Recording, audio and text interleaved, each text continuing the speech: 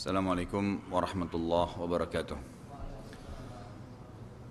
Alhamdulillah nahmaduhu kama yanbaghi li jalalihi wa 'azamati sultanih. Nahmaduhu hamdal hamidin wa nashkuruhu syukra syakirin. Wa nusallimu ala 'abdihi wa rasulihi Muhammad kama sallallahu wa malaikati alaihi. Adada khalqihi wa ridha nafsihi wa zinata 'arsyihi wa midada kalimatihi. Mil'us samawati wa mil'ul ardi wa mil'u ma syi'ta min syai'in ba'd. Hadirin dan hadirat rahimani rahimakumullah. Setelah sempat 2 kali pertemuan, 2 pekan kurang lebih, saya di luar Jakarta karena adanya kegiatan di Kota Makassar, Surabaya dan Malang kemarin. Sekarang kita kembali lagi melanjutkan tema tentang dosa-dosa besar. Namun sebelumnya, karena bertepatan hari ini tanggal 31 Desember, ada hal yang akan dilakukan oleh banyak kaum muslimin nanti malam karena ikut-ikutan dengan orang-orang non-muslim merayakan tahun baru Masehi. Pertama sekali, tahun baru Masehi tidak ada hubungannya dengan kaum muslimin. Sama sekali tidak ada hubungan dengan kaum muslimin.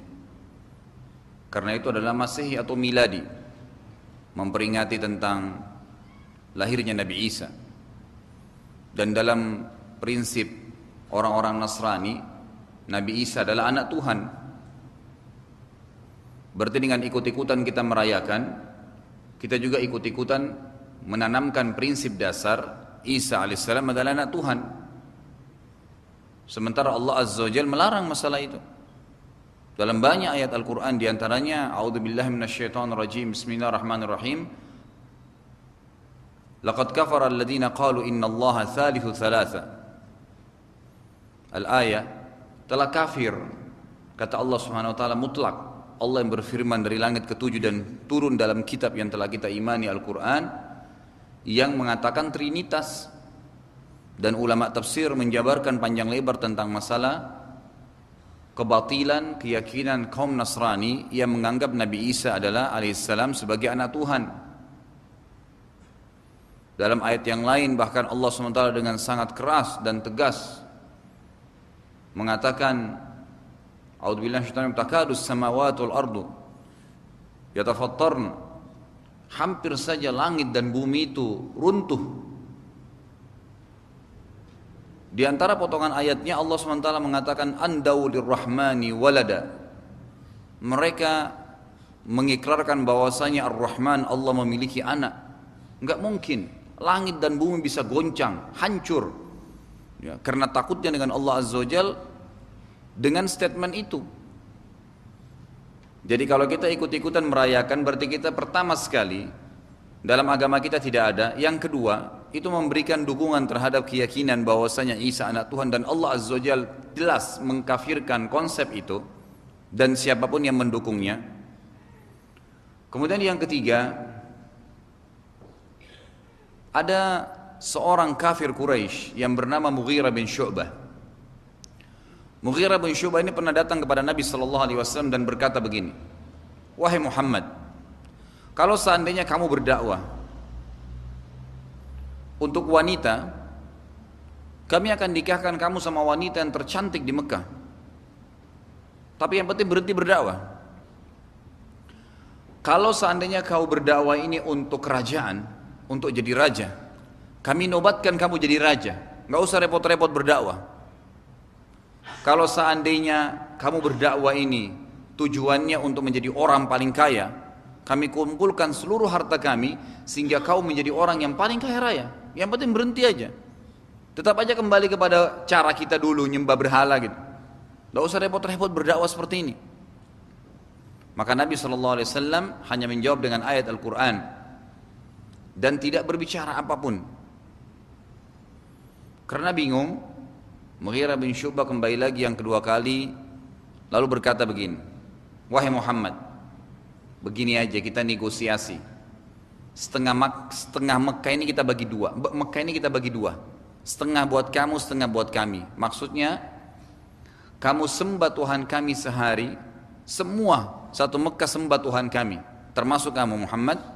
Dan sehari lagi kami semua sembah Tuhanmu. Udah adil bagi dua Mekah. Nabi SAW mengatakan tidak bisa.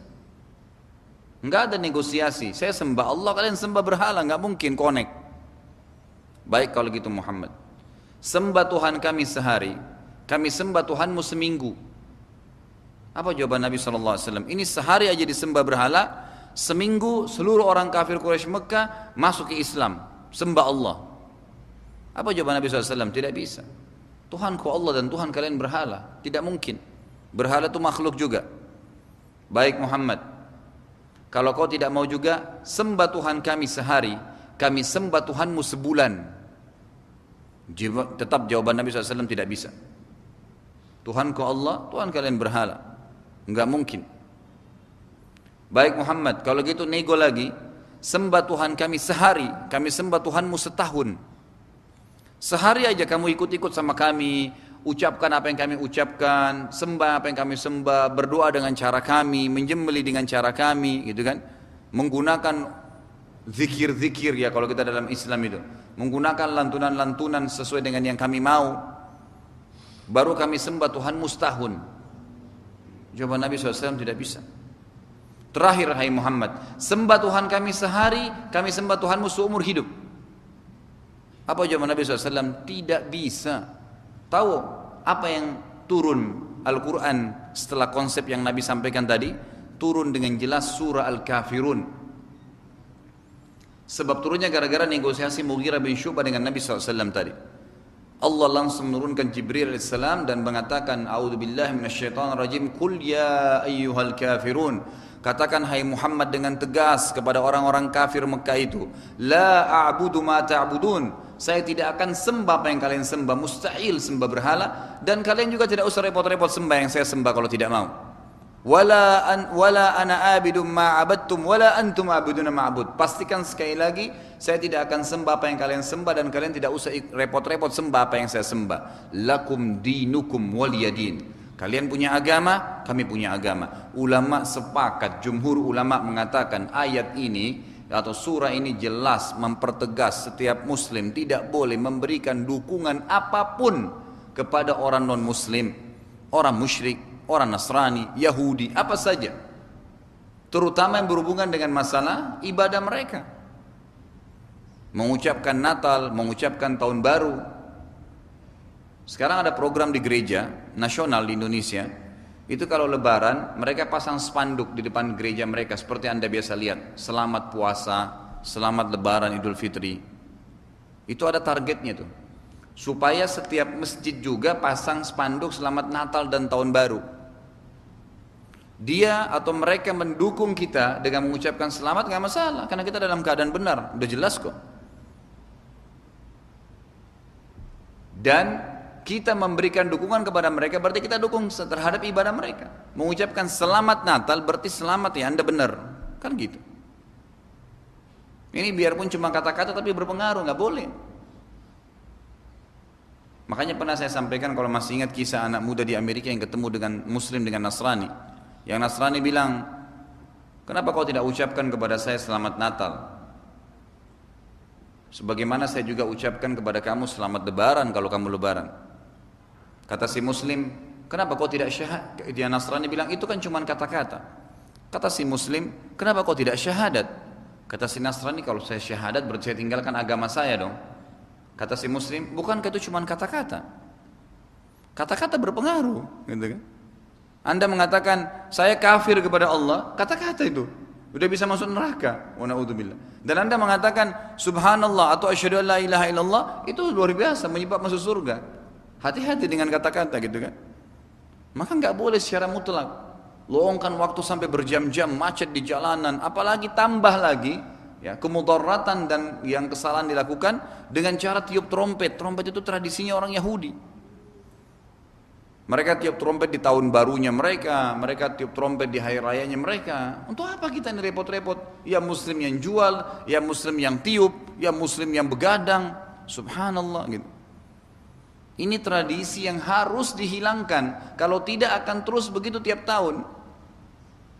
Makanya Nabi SAW sangat benar dalam sabda beliau SAW, beliau mengatakan la tattabi'anna sunanan man qablakum shibran bi shibrin wa dhira'an bi dhira'in hatta idza dakhalu juhra dhabbin la dakhaltum ma'ah. Qalu ya Rasulullah ayahudu wa nasara? Qala sallallahu alaihi wasallam faman? Kata beliau artinya, pasti kalian akan mengikuti nanti sunan, perilaku-perilaku, kebiasaan-kebiasaan, ibadah-ibadah orang-orang yang sebelum kalian, sejengkal demi sejengkal, sehasta demi sehasta, sampai kalau mereka masuk ke dalam lubang biawak pun kalian ikut-ikutan. Trompet-trompet juga, ribut-ribut juga, begadang-begadang juga, nyak lagu-lagu juga, menari juga, diskotik juga, semua buat macam-macam. Apa yang dibuat kaum non-muslim semua dibuat. Lalu kata sahabat, ya Rasulullah, apakah yang anda maksud itu yang kami ikuti Yahudi dan Nasrani? Apa jawaban Nabi SAW? Lalu siapa lagi? Lalu siapa lagi? Jadi memang kita tidak boleh ikutin mereka. Saudaraku, tolong yang dengar ceramah ini sampaikan kepada seluruh muslim, dan yang nonton juga nanti sudah diupload di web saya. Maka dalam Islam perayaan tahun baru Islam aja nggak ada. Coba anda datangkan kepada kami dalil satu saja kalau Nabi SAW pernah tahun baru Hijriah rayain, kumpulin sahabat, ayo kita rayain yuk. Pernahkah Khulafaur Rasyidin Abu Bakar, Umar, Uthman, Ali merayakan? Pernahkah ada sejarah dalam dinasti Umayyah, dinasti Abbasiyah yang merayakan tentang adanya tahun baru Hijriah? Belum pernah, sama sekali tidak pernah ada. Kita mau merayakan tahun baru Hijriah karena patokannya tahun baru Masehi. Nasrani buat, kenapa kita enggak buat? Buat juga. Nah, karena sudah terlanjur dibuat dan itu berhubungan dengan tahun baru Islam, dibuatlah acara, doa akhir tahun lah, sholat di awal tahun lah, zikir tertentu di karang-karang. Terjadilah ibadah-ibadah yang Nabi SAW tidak pernah ajarkan. Maka kita keluar dari rel wahyu. Kalau anda tidak rayakan, kenapa? Tidak ada sesuatu yang hilang gitu. Malah kita kembali kepada kemurnian agama. Islam, saudaraku, tidak pernah berubah dari zaman Nabi SAW. Yang berubah itu kita. Islam nggak pernah bermasalah. Makanya kata Nabi SAW, al-Islamu ya'lu wa la yu'la alai. Islam itu selalu tinggi dan mulia, tidak pernah terkalahkan. Selalu. Kapan itu terjadi? Kalau kita terapkan benar-benar, yang halal kita nikmatin, yang diperintahkan kerjakan, yang haram ditinggalkan, dan yang dilarang itu semua dijauhi. Sudah selesai. Kita nggak butuh hukum-hukum dari agama lain kok, nggak butuh. Lalu untuk apa, saudaraku, luar biasa kita luang-luangkan waktu yang tidak ada manfaatnya. Akhirnya sholat malamnya ketinggalan, gitu kan? Akhirnya kemaksiatan terjadi. Belum yang muslimah tidak tutup aurat, belum bercampur baur, belum yang berzina, yang luar biasa. Semoga Allah berikan hidayah gitu. Sekali lagi tidak ada manfaatnya, saudaraku. Dan Islam sudah jelas, agama kita ada. Jadikanlah Islam itu sebagai prinsip hidup anda, jangan balik. Prinsip hidup ditarik ke agama, nggak bisa. Atau sering saya bahasakan, budayakan Islam dalam kehidupan kita.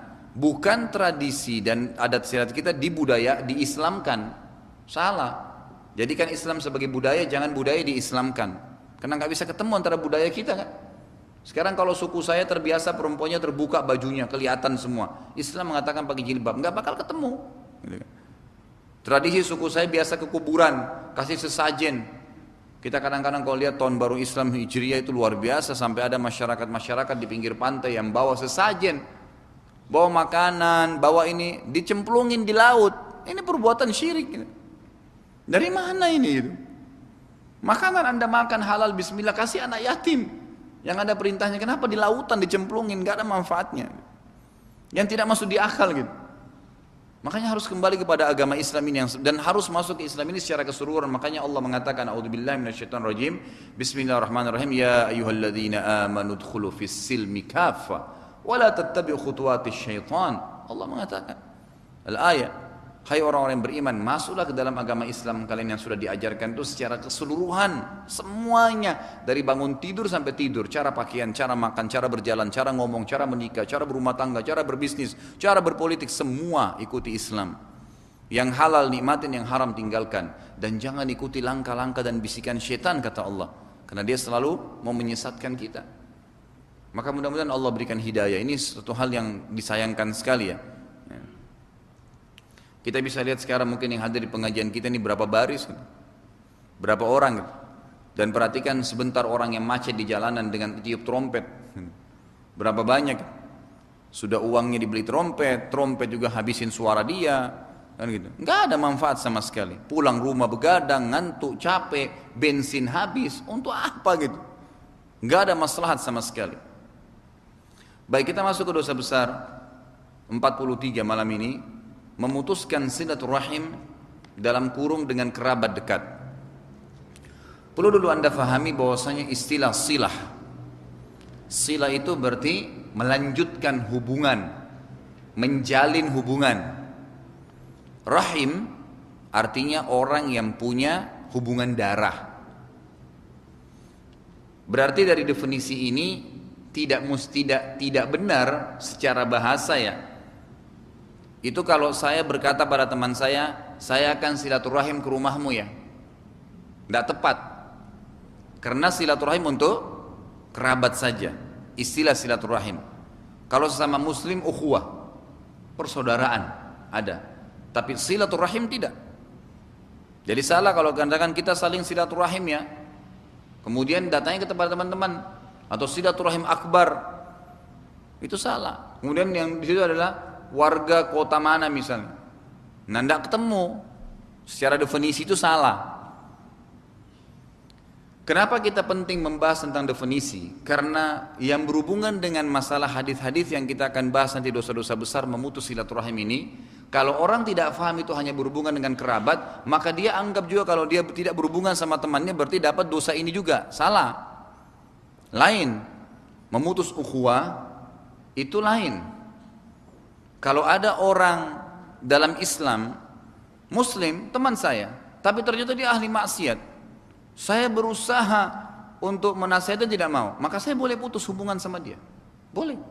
Bukankah dalam hadis yang sahih dikatakan 7 golongan yang akan dinaungi Allah pada hari kiamat tidak ada naungan kecuali naungan Allah. Di antaranya 2 orang yang saling mencintai karena Allah, bertemu karenanya, berkumpul karenanya dan berpisah karenanya. Artinya selama sahabat kita itu adalah orang yang saleh, kita jadikan teman. Selama dia sudah fasik, meninggalkan agama, bisa mempengaruhi kita dalam maksiat, maka tinggalkan. Itu ukhuwah. Boleh dijalin, boleh enggak? Gitu kan? Artinya boleh kita dekat, tapi tetap kita hormati sebagai seorang muslim. Tapi kalau silaturahim berbeda. Walaupun kerabat kita itu jahat, tetap kita enggak boleh mutus. Enggak boleh mutus. Tetap kita harus berhubungan sama dia.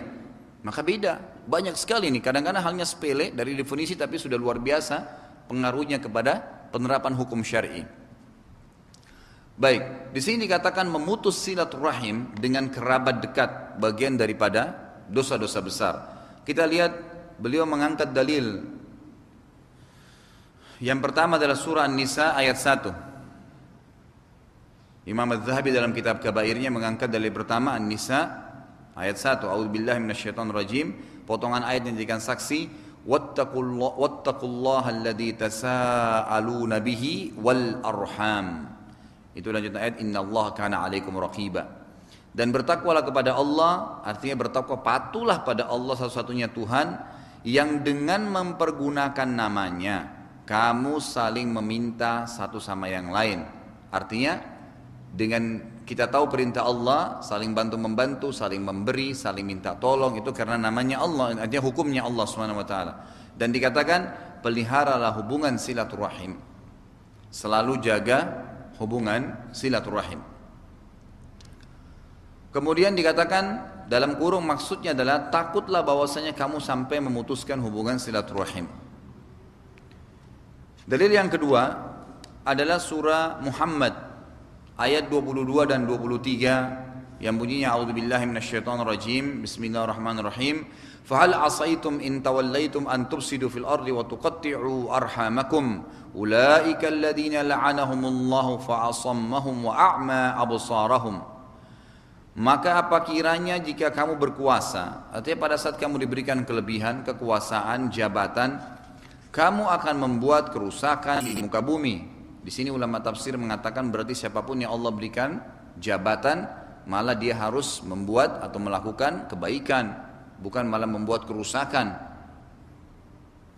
Dan memutus hubungan silaturahim, mentang-mentang sudah punya jabatan, nggak mau kenal lagi kerabatnya.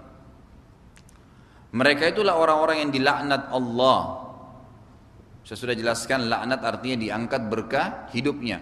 Kalau dia tidur nggak cukup-cukup, kalau dia makan nggak pernah cukup, malah berpenyakit. Dia pakai baju nggak nyaman, itu laknat, diangkat berkahnya dari apa yang sedang dia nikmati gitu.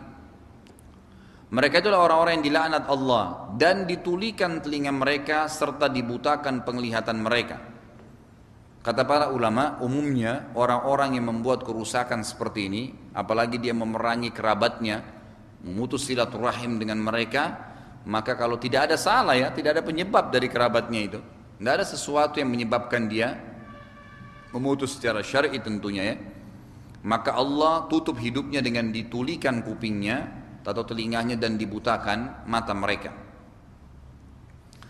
Kata Nabi SAW di dalam hadis yang sahih riwayat Imam Bukhari dalam Kitabul Adab,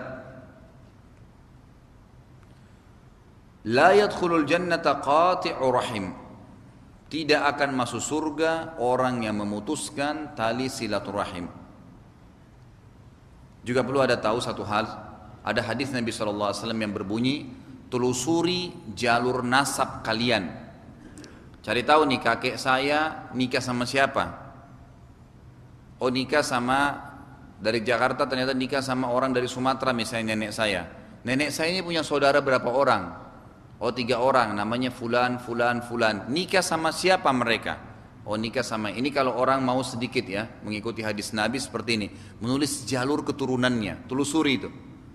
Kemudian dia punya anak berapa orang nih? Ternyata kakek saya bersaudara 3, nenek saya bersaudara 3. Masing-masing menikah sama fulan, fulan, fulan, punya anak masing-masing misalnya 2 orang. Kemudian yang 2 orang ini ternyata sudah nikah juga dengan orang ini punya anak sekian, tinggalnya di sini. Kita punya informasi.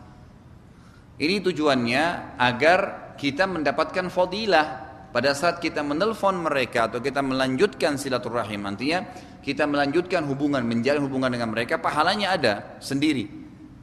Pahala silaturahim namanya. Bahkan ada seorang sahabat Nabi itu pernah berkata, ya Rasulullah, ada harta yang saya ingin infakkan, yang mana saya dahulukan?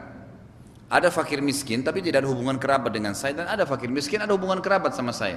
Kata Nabi SAW, kalau kau berikan miskin yang punya hubungan kerabat denganmu, maka engkau akan mendapatkan 2 pahala, pahala silaturahim dan pahala sedekah. Dan subhanallah, sudah menjadi sunnatullah saudaraku, di setiap keluarga pasti ada kaya ada miskin, gitu kan? Supaya nanti yang kaya bisa memberikan zakat. Kalau setiap orang memperhatikan keluarganya, maka akan aman tuh sebenarnya. Kita nggak usah jauh-jauh kemana-mana gitu. Walaupun boleh membantu orang lain, tapi kalau setiap muslim peduli dengan keluarga terdekatnya, yang ada hubungan silaturahim, itu luar biasa gitu. Tujuan tadi kita mencari jalur ini, jangan sampai kita ketemu ternyata kita ini punya hubungan kerabat sama dia. Seperti pernah saya, kalau tidak salah pernah saya ceritakan ya, saya pernah bertemu dengan salah satu teman saya, ustadz juga. Sekarang beliau di MUI gitu. Setelah saya sebelum pindah ke Jakarta, saya sering ke Jakarta gitu kan. Dan kalau saya di Jakarta, beliau dengar tuh langsung ditelepon, diajak ke rumahnya, jazakallah khair. Kemudian diminta saya gantiin jadwalnya. Waktu itulah awal-awal banyak masjid di Jakarta kenal saya dari beliau gitu, jazakallah khair. Ustaz Muhammad Hidayat beliau namanya. Lalu saya satu hari pernah nginap di rumah beliau. Sudah setelah berapa kali saya datang ya. Ngobrol sampai pembicaraan ke nama kakek gitu. Dia turunan Cina, saya turunan Arab ya. Ternyata kakek saya itu pernah nikah sama neneknya dia. Neneknya dia Cina, kakek saya orang Arab nikah. Yang dari turunan Cina turun dia, yang di sini turun saya gitu. Ternyata dia masih hubungan kerabat dengan saya nih. Silaturahim itu. Seperti itu contohnya. Gitu kan. Dan saya tidak tahu kalau tidak ngobrol, karena saya tidak pernah telusurin tuh. Setelah itu mulai saya tanya ayah saya, mumpung alhamdulillah beliau masih hidup, saya tanya, kira-kira ayahnya dulu, ayah itu siapa namanya, kakeknya siapa namanya, nikah sama siapa, anaknya di mana saja, berapa orang. Saya coba telusuri, saya catat-catatin tuh yang masih bisa dijangkau. Karena kalau mereka sudah meninggal kita nggak tahu lagi kan, kita nggak tahu lagi. Maka ini penting, masalah menjaga itu. Nah orang yang sudah tahu kerabatnya lalu diputus sama dia, baik itu karena harta, baik itu karena jabatan, nah ini semua termasuk dosa besar yang menyebabkan murka Allah Azza wa Jal. Bahkan kata Nabi tadi, la yadkhulul jannah qati'ur rahim, tidak akan masuk surga orang yang memutus tali silaturahim. Kata para ulama, masuk neraka dulu, dibersihin dosanya, baru bisa masuk surga. Karena kata-kata la yadkhul jannah, la ini bisa berarti tidak kekal. Beda kalau digunakan dalam bahasa Arab lan, lam dengan nun. Kalau Nabi SAW mengatakan lan yadkhulul jannah, berarti itu tidak akan pernah masuk selamanya. Makanya dengan menggunakan grammar atau kosakata la ini, berarti itu hanya sementara. Kemudian dalam hadis yang lain Bukhari Muslim juga, kata Nabi SAW, man kana yu'minu billahi wal yawmil akhir falyasil rahimah. Barang siapa yang beriman kepada Allah dan hari akhir, maka hendaklah dia menghubungkan tali silaturahim dengan kerabat dekatnya. Saya sudah pernah bilang ya, dan ini coba antum terapin. Mudah-mudahan Allah mudahin buat saya dan buat antum sekalian bisa diterapkan gitu. Setiap hari coba cari pahala ini. Kata Nabi SAW, siapa yang ingin diluaskan rezekinya, diberkahi dan dipanjangkan umurnya, maka dia melanjutkan hubungan silaturahim. Coba jadwalin setiap hari 1 menit aja. Telepon. Kalau orang tua kita di luar kota Jakarta, telepon, tanya apa kabar, baik. Pakai stopwatch kalau perlu, satu menit aja. Atau kakak, adik, sepupu, tante, paman, siapa saja yang punya hubungan kerabat sama kita. Telepon dengan niat silaturahim. Kita nggak bisa ke sana, hanya telepon. Kirim SMS, BBM, apalah sekarang program yang ada, WhatsApp, WeChat, semua itu dipakai. Fasilitas yang luar biasa cuma dengan kirim kata-kata saja, apa kabar, baik, sekarang sudah berapa anaknya. Ada berita kita dapatkan. Mungkin satu waktu dia ke Jakarta bisa datang, ketemu. Nah ini namanya silaturahim. Bukan dengan teman silaturahim ini, tapi dengan kerabat. Nah itu penting sekali. Setiap hari kita jadwalin. Sudah dapat, dipanjangkan umur, artinya diberkahi umurnya dan diluaskan rezekinya. Dan itu cuma 1 menit.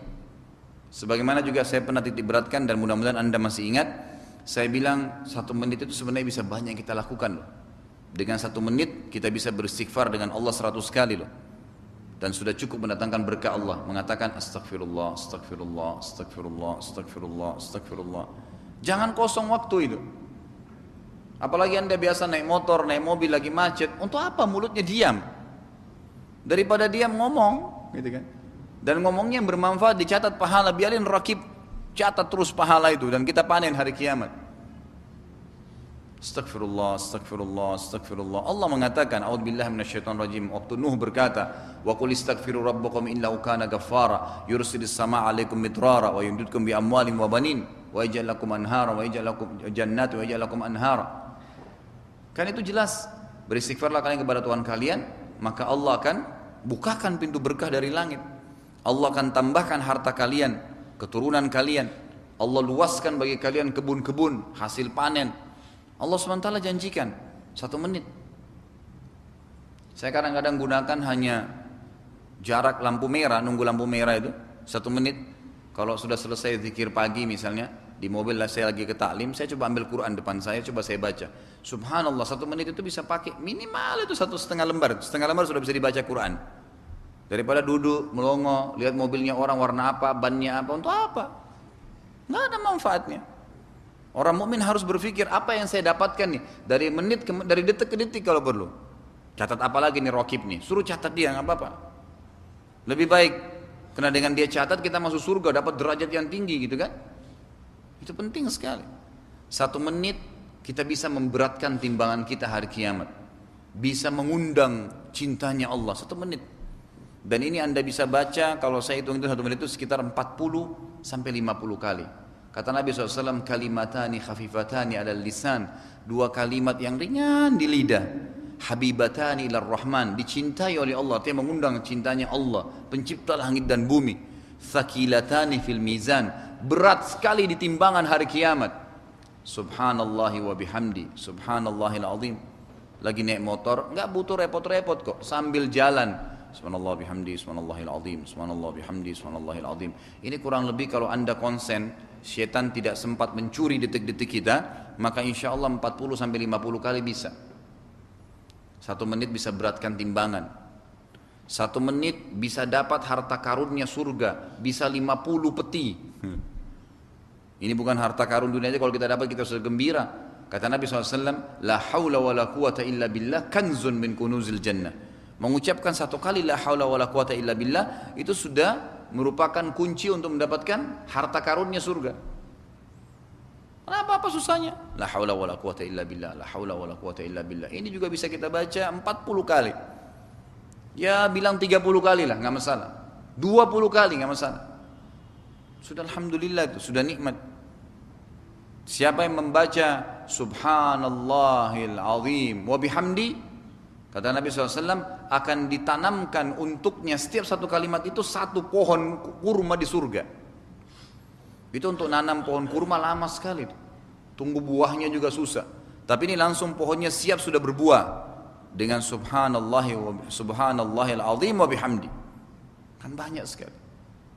Siapa yang membaca la ilaha illallah wahdahu la syarika lahul mulku wa lahul hamdu wa huwa ala kulli syai'in qadir 100 kali pada pagi hari, dan dia baca juga 100 pada sore hari, maka pada saat dia baca pagi hari, ya, di pagi harinya ada fadilah, di sore harinya juga tetap sama. Kalau dia baca, maka dia akan diselamatkan dari godaan syaitan dalam bentuk apapun, dan dia akan datang pada hari kiamat membawa pahala. Tidak ada yang menyamai pahala dia kecuali orang yang berbuat seperti dia atau lebih. Dan banyak sekali contoh-contoh berhubungan dengan masalah ini. Sama juga dengan membaca salawat kepada Nabi SAW. Kalau saya biasa terapkan itu, subhanallah 1 menit itu bisa 100 loh. Allahumma salli ala Muhammad, Allahumma salli ala Muhammad, Allahumma salli ala Muhammad, Allahumma salli ala Muhammad, Allahumma salli ala Muhammad. Bisa 100 kali itu. Apa manfaatnya? Kata Nabi SAW, yang memberikan salam kepada saya 1 kali, Allah berikan salam kepada dia 10 kali. Bagaimana salamnya Allah? Tambahan rahmat. Apa itu rahmat dari Allah? Mudahin urusannya, disembuhin penyakitnya, ya macam-macam diberikan rahmat dari Allah. 1 menit, maka maksimalin itu. Terutama yang saya katakan tadi adalah silaturahim. Kemudian dalam hadis yang lain juga Bukhari Muslim, kata Nabi SAW, Inna Allah khalaqal khalq حتى إذا فرغ منهم قامت الرحم فقالت هذا مقام الآئذ بك من القطيعة قال نعم أما ترضين أن أصل من وصلك وأقطع من قطعك قالت بلى. Sesungguhnya Allah pada saat selesai menciptakan seluruh makhluk, akhirnya ya Ar-Rahim, makhluk yang bernama Rahim, itu juga makhluk Allah, berdiri seraya berkata, ini adalah kedudukan orang yang berlindung kepadamu dari yang memutuskannya. Maksudnya ini ada orang yang dia tetap silaturahim walaupun dia diputuskan oleh kerabatnya.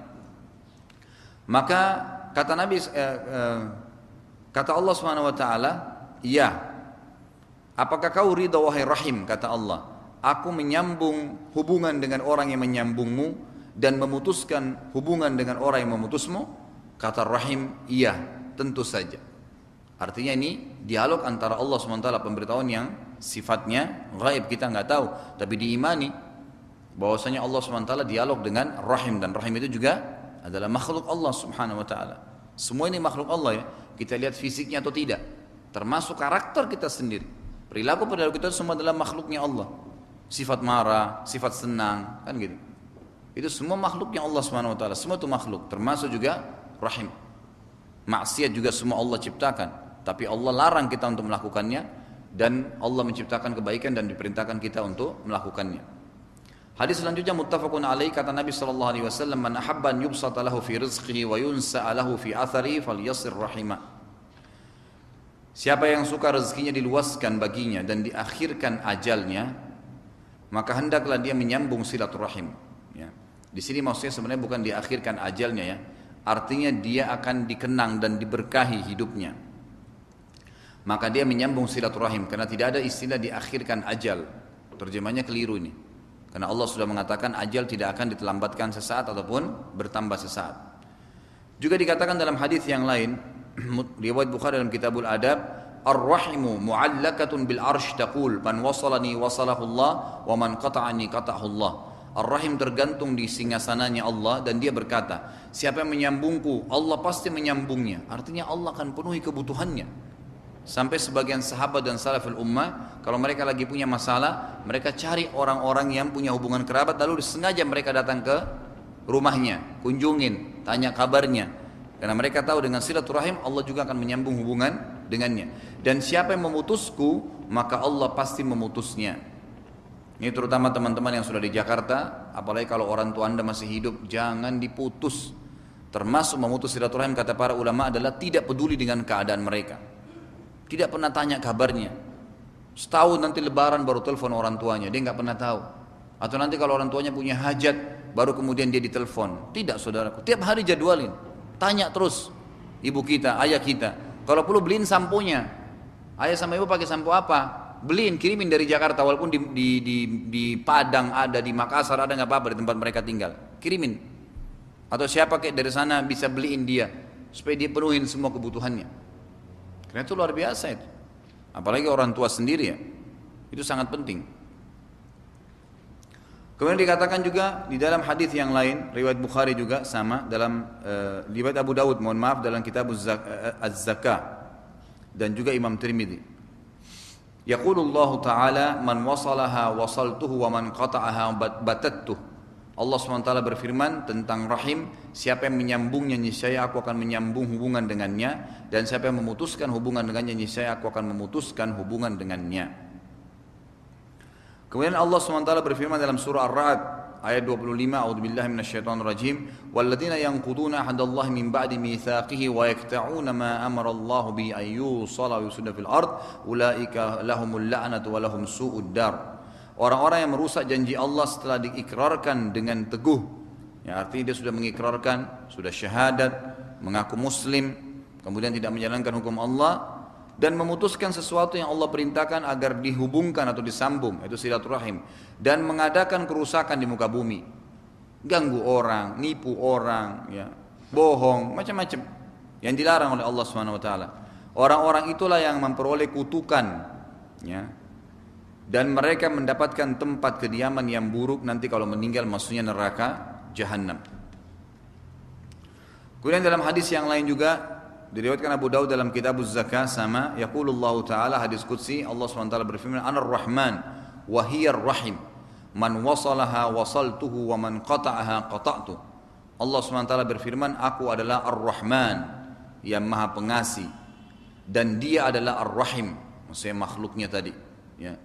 Ini menyambung hubungan kerabat. Siapa yang menyambungnya niscaya aku menyambung hubungan dengannya, dan siapa yang memutuskan niscaya aku memutuskan hubungan dengannya. Maka kami katakan, kata beliau Imam Az-Zahabi, siapa yang memutuskan keluarga dekatnya dari orang-orang yang fakir sedangkan dia kaya, maka inilah yang dimaksud dengan hadis itu, dan yang dimaksud dengan hadis, dan itu pasti.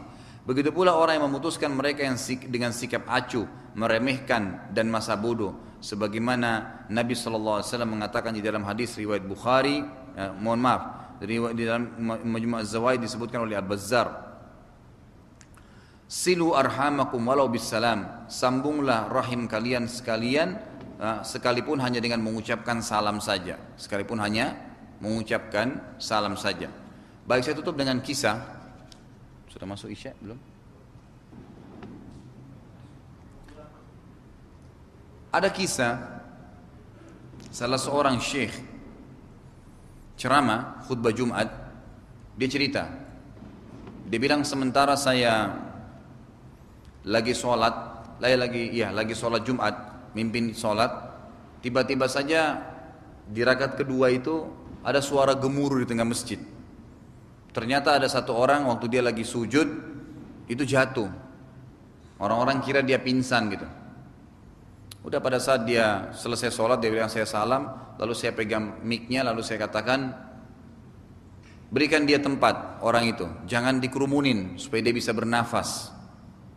Kemudian diberikanlah tempat, dilowongkan, lalu ada sebagian di antara jemaah masjid yang bawa ke dokter, ke rumah sakit terdekat. Lalu dokternya bilang begini, orang ini sudah mati kalau secara medis waktu dia masih di masjid, terutama waktu dia masih sholat gitu. Kata syekhnya yang ceramah ini, saya juga tidak tahu namanya di saya cuma mendapatkan gambarnya di YouTube kebetulan, tapi ceramahnya luar biasa gitu, masih ada di HP saya gitu. Saya terjemahkan saja langsung, dan dia katakan, saya langsung mengatakan orang ini luar biasa, Allah tutup dia meninggal sementara dia sholat, pasti ada perbuatan baiknya gitu. Sudah, dia bilang, saya telepon kakaknya dia, saudaranya dia, adiknya. Kebetulan orang ini kalau nggak salah namanya Muhammad disebutkan.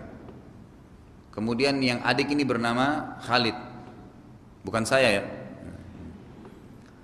Lalu si syekh ini berkata kepada adiknya ini, apa yang dibuat sama kakakmu ini? Sampai-sampai, mohon maaf begini, kakakmu ini datang jauh-jauh sholat ke masjid saya sampai dia meninggal sementara sholat Jumat dengan saya. Maka saya minta kepadamu, saya mandikan, kata syekhnya. Kata adiknya, baik silahkan syekh, dimandikanlah. Dia bilang selesai dimandikan, dimakamkan segala. Malam pertama takziah, sebagaimana kita tahu dalam sunnah ada 3 hari bertakziah. Syekhnya datang, kemudian berkata kepada adiknya tadi, apa yang kakakmu buat ini? Kok bisa sampai Allah tutup dengan husnul khatimah gitu, dia meninggal sementara sholat gitu. Kata adiknya, kakak saya ini, si Muhammad ini, kami ini bersaudara banyak orang, ada laki-laki ada perempuan. Tapi kakak saya Muhammad ini berbeda sendiri dalam melayani ibu kami. Kami semua berbakti. Ibunya kebetulan masih hidup.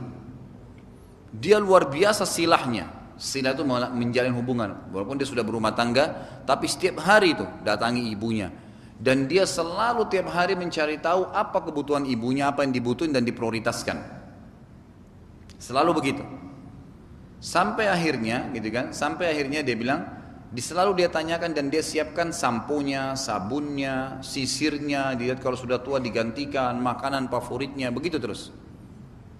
Dan setiap kali dia datang, selalu ibunya doakan kebaikan. Maka kata syekhnya, pantas Allah tutup dengan kebaikan. Itu silaturahim tertinggi adalah sama orang tua kita. Sekali lagi saya temukan banyak sekali ikhwah akhwat kita ini yang sudah ngelupain orang tuanya. Bukan ngelupain dalam arti kata tidak mengingatnya, tidak. Tapi memang tidak pernah silaturahim. Nggak pernah dijadwalin sama dia setiap hari itu telepon atau tanyain kabar mereka. Ada salah seorang syekh, kalau tidak salah pernah saya sampaikan kisahnya. Beliau lagi ngisi pengajian di Jeddah. Kemudian ditelepon oleh ayahnya. Ayahnya bilang begini, nak, saya mau ngundang orang dan saya butuh 5 ekor kambing.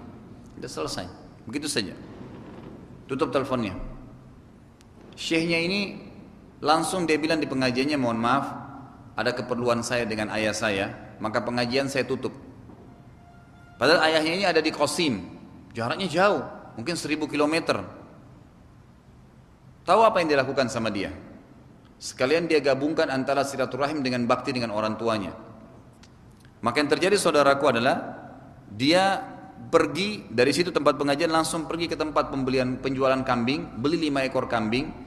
Dia sewa 1 mobil open cup, dinaikin kambingnya, dia setir sendiri dibawa ke Qasim 1000 km. Dia tidak sampaikan ke ayahnya nih, dia nggak bilang, misal kalau kita mungkin dari Jakarta lagi kerja ya, kemudian ayah kita telepon, oh ya baik ayah, saya transfer uangnya mungkin hari Senin misalnya, nanti ayah bisa beli di sana, kan tetap. Tapi ini tidak, dia karena ayahnya nggak jelasin mau dibeli di mana, dia tutup, dia jadikan sebagai kesempatan untuk jadi amal jariah. Maka dia pergi ke sana, diantar, sampai di sana diantarin, ini ayah pesanan kambing anda, salaman, pulang lagi. 1000 km, lebih jauh jaraknya dari Jakarta ke Surabaya dengan naik mobil, naik darat. Begitu mereka menjaganya itu luar biasa gitu. Dan mereka sangat tahu ini berkah, ini perintah dari Allah Subhanahu Wa Taala. Maka jangan disia-siakan. Maka jangan disia-siakan. Ini terutama orang tua. Juga kata Nabi Sallallahu Alaihi Wasallam, dahulukanlah dalam menyambung hubungan itu adalah ibumu, ayahmu, ya, kemudian saudarimu perempuan. Jadi saudara perempuan itu didahulukan, kemudian saudaramu laki-laki, kemudian orang-orang yang terdekat setelah mereka. Jadi artinya ini orang-orang yang kita dahulukan, prioritaskan. Ada orang mungkin diantara anda orang tuanya sudah mati, tapi kakak perempuannya masih ada, adik perempuannya masih ada. Pernahkah anda telepon sama mereka, tanya kabarnya, kirimin hadiah ke? Kenapa kita nggak beli kue apa enak 1 bungkus, walaupun di Surabaya ada, misalnya kirimin, kasih, ini dari saya. Niat silaturahim itu luar biasa. Itu akan memberikan manfaat. Baik, ada juga sebuah hadis yang penting, kata Nabi Sallallahu Alaihi Wasallam, pada saat seorang sahabat bertanya, bagaimana silaturahim yang baik? Kata Nabi SAW, engkau melanjutkan hubungan silaturahim dengan kerabatmu yang memutus hubungan denganmu. Justru itu yang puncak pahala. Bagaimana caranya? Misal ada seseorang paman saya atau kerabat saya nggak mau dengan saya, marah misalnya, jangan datang ke rumah saya ya. Baik, kita nggak datang, nggak apa-apa. Tapi kita nggak ada kebencian. Tetap kalau ketemu kita berikan salam, tetap kita baik walaupun dia marah misalnya. Itu namanya kita tetap silaturahim walaupun mereka memutus kita. Justru itu puncaknya. Jadi jangan malah orang putus hubungan kita juga mutus. Jangan orang maksiat kita maksiat, salah. Jangan kebodohan dibalas dengan kebodohan. Maka ini poin penting untuk bisa diperhatikan berhubungan dengan masalah silaturahim ini. Sudah masuk?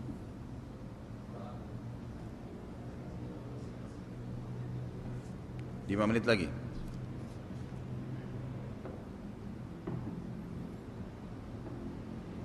Baik, saya baca satu pertanyaan yang masih tersisa yang lalu ya.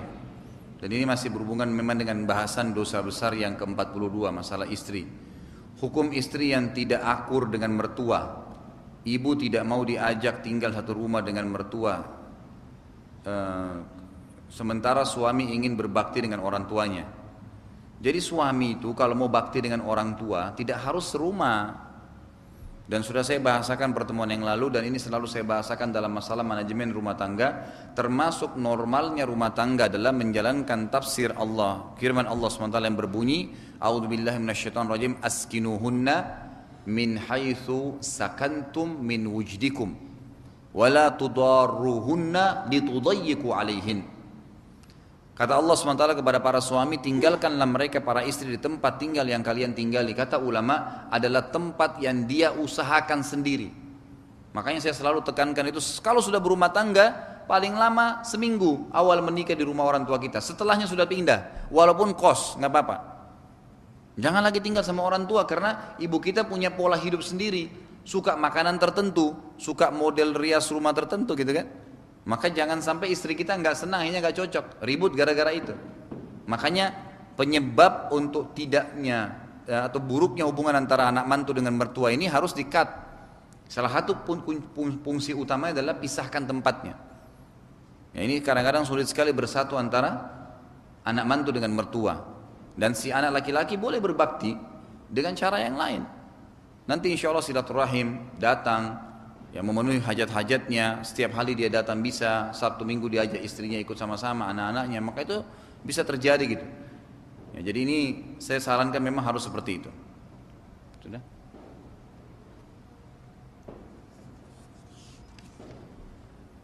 Wah ini panjang ini.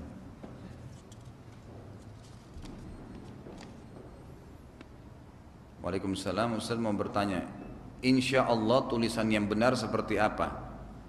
INSYAA Allah disambung atau IN spasi SHAA spasi Allah atau IN spasi SYAA dan Allah dipisah. Jadi sebenarnya memang saya pernah dapat itu ada penulisan yang dituliskan oleh salah satu yang ditokohkan lah ya dari India, Pakistan yang sekarang tinggal di Inggris. Dia katakan jangan tulis insya Allah dengan INSY gitu kan, tapi tulislah dengan INSH gitu kan, karena dalam bahasa Inggris itu ada arti tertentu yang tidak baik gitu. Tapi saya waktu itu terus terang kurang setuju ya, karena memang tidak bisa semuanya kita tarik ke bahasa yang ada gitu. Kalau yang dibakukan dalam bahasa Indonesia shin itu SY memang shin ya, kalau SH itu shod. Nah, seperti misalnya sirata, kalau dalam bahasa Indonesia tulisnya SH awalnya si ya shod, tapi kalau SY itu berarti shin. Maka wajar orang kalau tulis dalam bahasa Indonesia insya Allah INSY gitu kan, biasa itu. Dan saya lebih cenderung dengan penulisan kita, Allahu alam gitu kan. Tidak bisa semuanya kita tarik ke bahasa-bahasa yang ada karena nanti akan banyak sekali tafsiran makna yang tidak baik ya, otomatis begitu kalau kita tarik ke bahasa lain. Ya ini sudah ini. Dia bilang saya masih bingung mengenai hal ini karena ada beberapa teman yang menegur mengenai penulisannya. Jadi kalau menurut saya ikut saya tulisan Indonesia insya Allah sudah aman itu. Allah musta'an, sudah mulai ribut ya. Baik, sudah. Nanti kita lanjutin lagi insya Allah habis Isya seperti biasa tanya jawab. Subhanakallahumma bihamdika asyhadu an la ilaha illa anta astaghfiruka wa atubu ilaik. Assalamualaikum warahmatullahi wabarakatuh.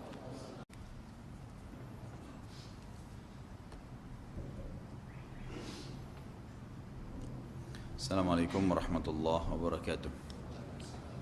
Alhamdulillah wassalatu wassalamu ala Rasulillah Saya pernah mendengar dan membaca ketika Nabi Sallallahu Alaihi Wasallam Isra Mi'raj dan sebelum ke Arsh bertemu dengan Allah, dia melihat seorang pemuda di bawah kaki Arsh. Siapa dia? Apa informasi ini sahih atau dhaif? Allahu alam, saya tidak pernah menemukan riwayat seperti ini. Kalau di bawah Arshnya Allah itu belum pernah. Dan setahu saya semua riwayat yang berhubungan dengan Isra dan Mi'raj tidak ada informasi tentang Arshnya Allah. Yang ada itu hanya beliau menemui beberapa nabi di setiap langit. Itu saja. Tapi apakah beliau sampai ke bawah Arshnya Allah? Itu belum pernah ada saya temukan riwayat sahih menjelaskan masalah itu. Yang ada hanya pada saat tiba di Sidratul Muntaha, lalu beliau memberikan gambaran bagaimana indahnya Sidratul Muntaha, kemudian Jibril berpisah dengan beliau alaihissalam, kemudian beliau mendengarkan suara Allah Azza wa Jalla. Itu saja. Dan sebagian ulama mengatakan berarti Nabi SAW tidak melampaui Sidratul Muntaha pada saat menerima solat itu. Pada saat menerima solat itu. Dalam beberapa riwayat yang lain dikatakan tiba-tiba cahaya Allah datang dengan sangat terang, sehingga waktu Nabi SAW ditanya dalam hadis Bukhari oleh Aisyah radhiyallahu anha, hal tara rabbak, apakah anda sempat melihat Tuhan anda pada saat itu? Kata Nabi SAW, nurun ala nur anna arah. Allah itu cahaya di atas cahaya, bagaimana aku bisa melihatnya. Jadi pada saat di Sidratul Muntaha itulah kelihatan cahayanya Allah Subhanahu wa taala, dan sampai situ saja. Jadi riwayat ini Allahu alam ya. Kalau setahu saya belum pernah temukan secara pribadi, dan memang agak bertolak belakang dengan banyaknya hadis-hadis yang sahih. Ustaz, apa boleh seorang laki-laki tidak hafal Quran menikahi seorang hafizah, penghafal Quran? Boleh saja, asal hafizahnya mau. Kalau hafizahnya nggak mau, ini yang repot gitu kan. Kalau saya sarankan sih, ukhti yang hafal Quran ini kasih syarat, boleh saya terima lamarannya tapi hafal Quran dulu ya gitu. Nanti dia termotivasi hafal Quran gitu kan. Tapi setelah saya Allah alam boleh saja, nggak masalah itu.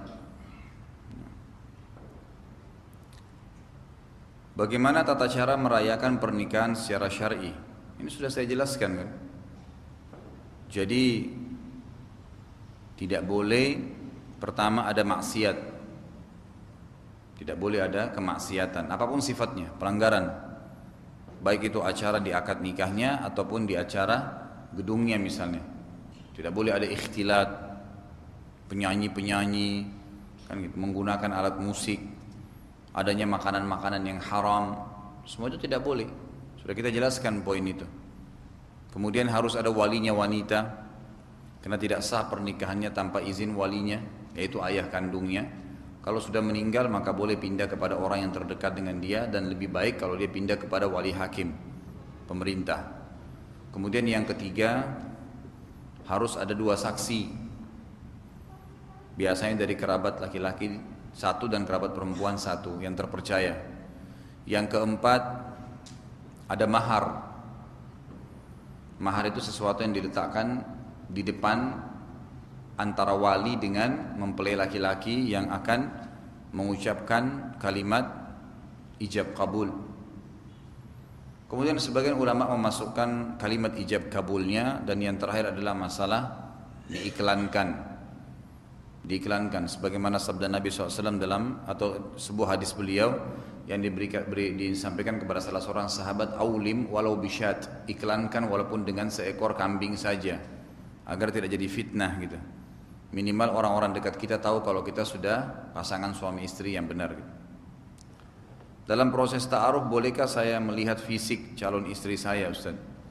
Yang dibolehkan hanya wajah sama telapak tangan. Kalau anda yang bahasakan fisik ini leher, dada, paha, wah ini nggak boleh semuanya, gitu kan?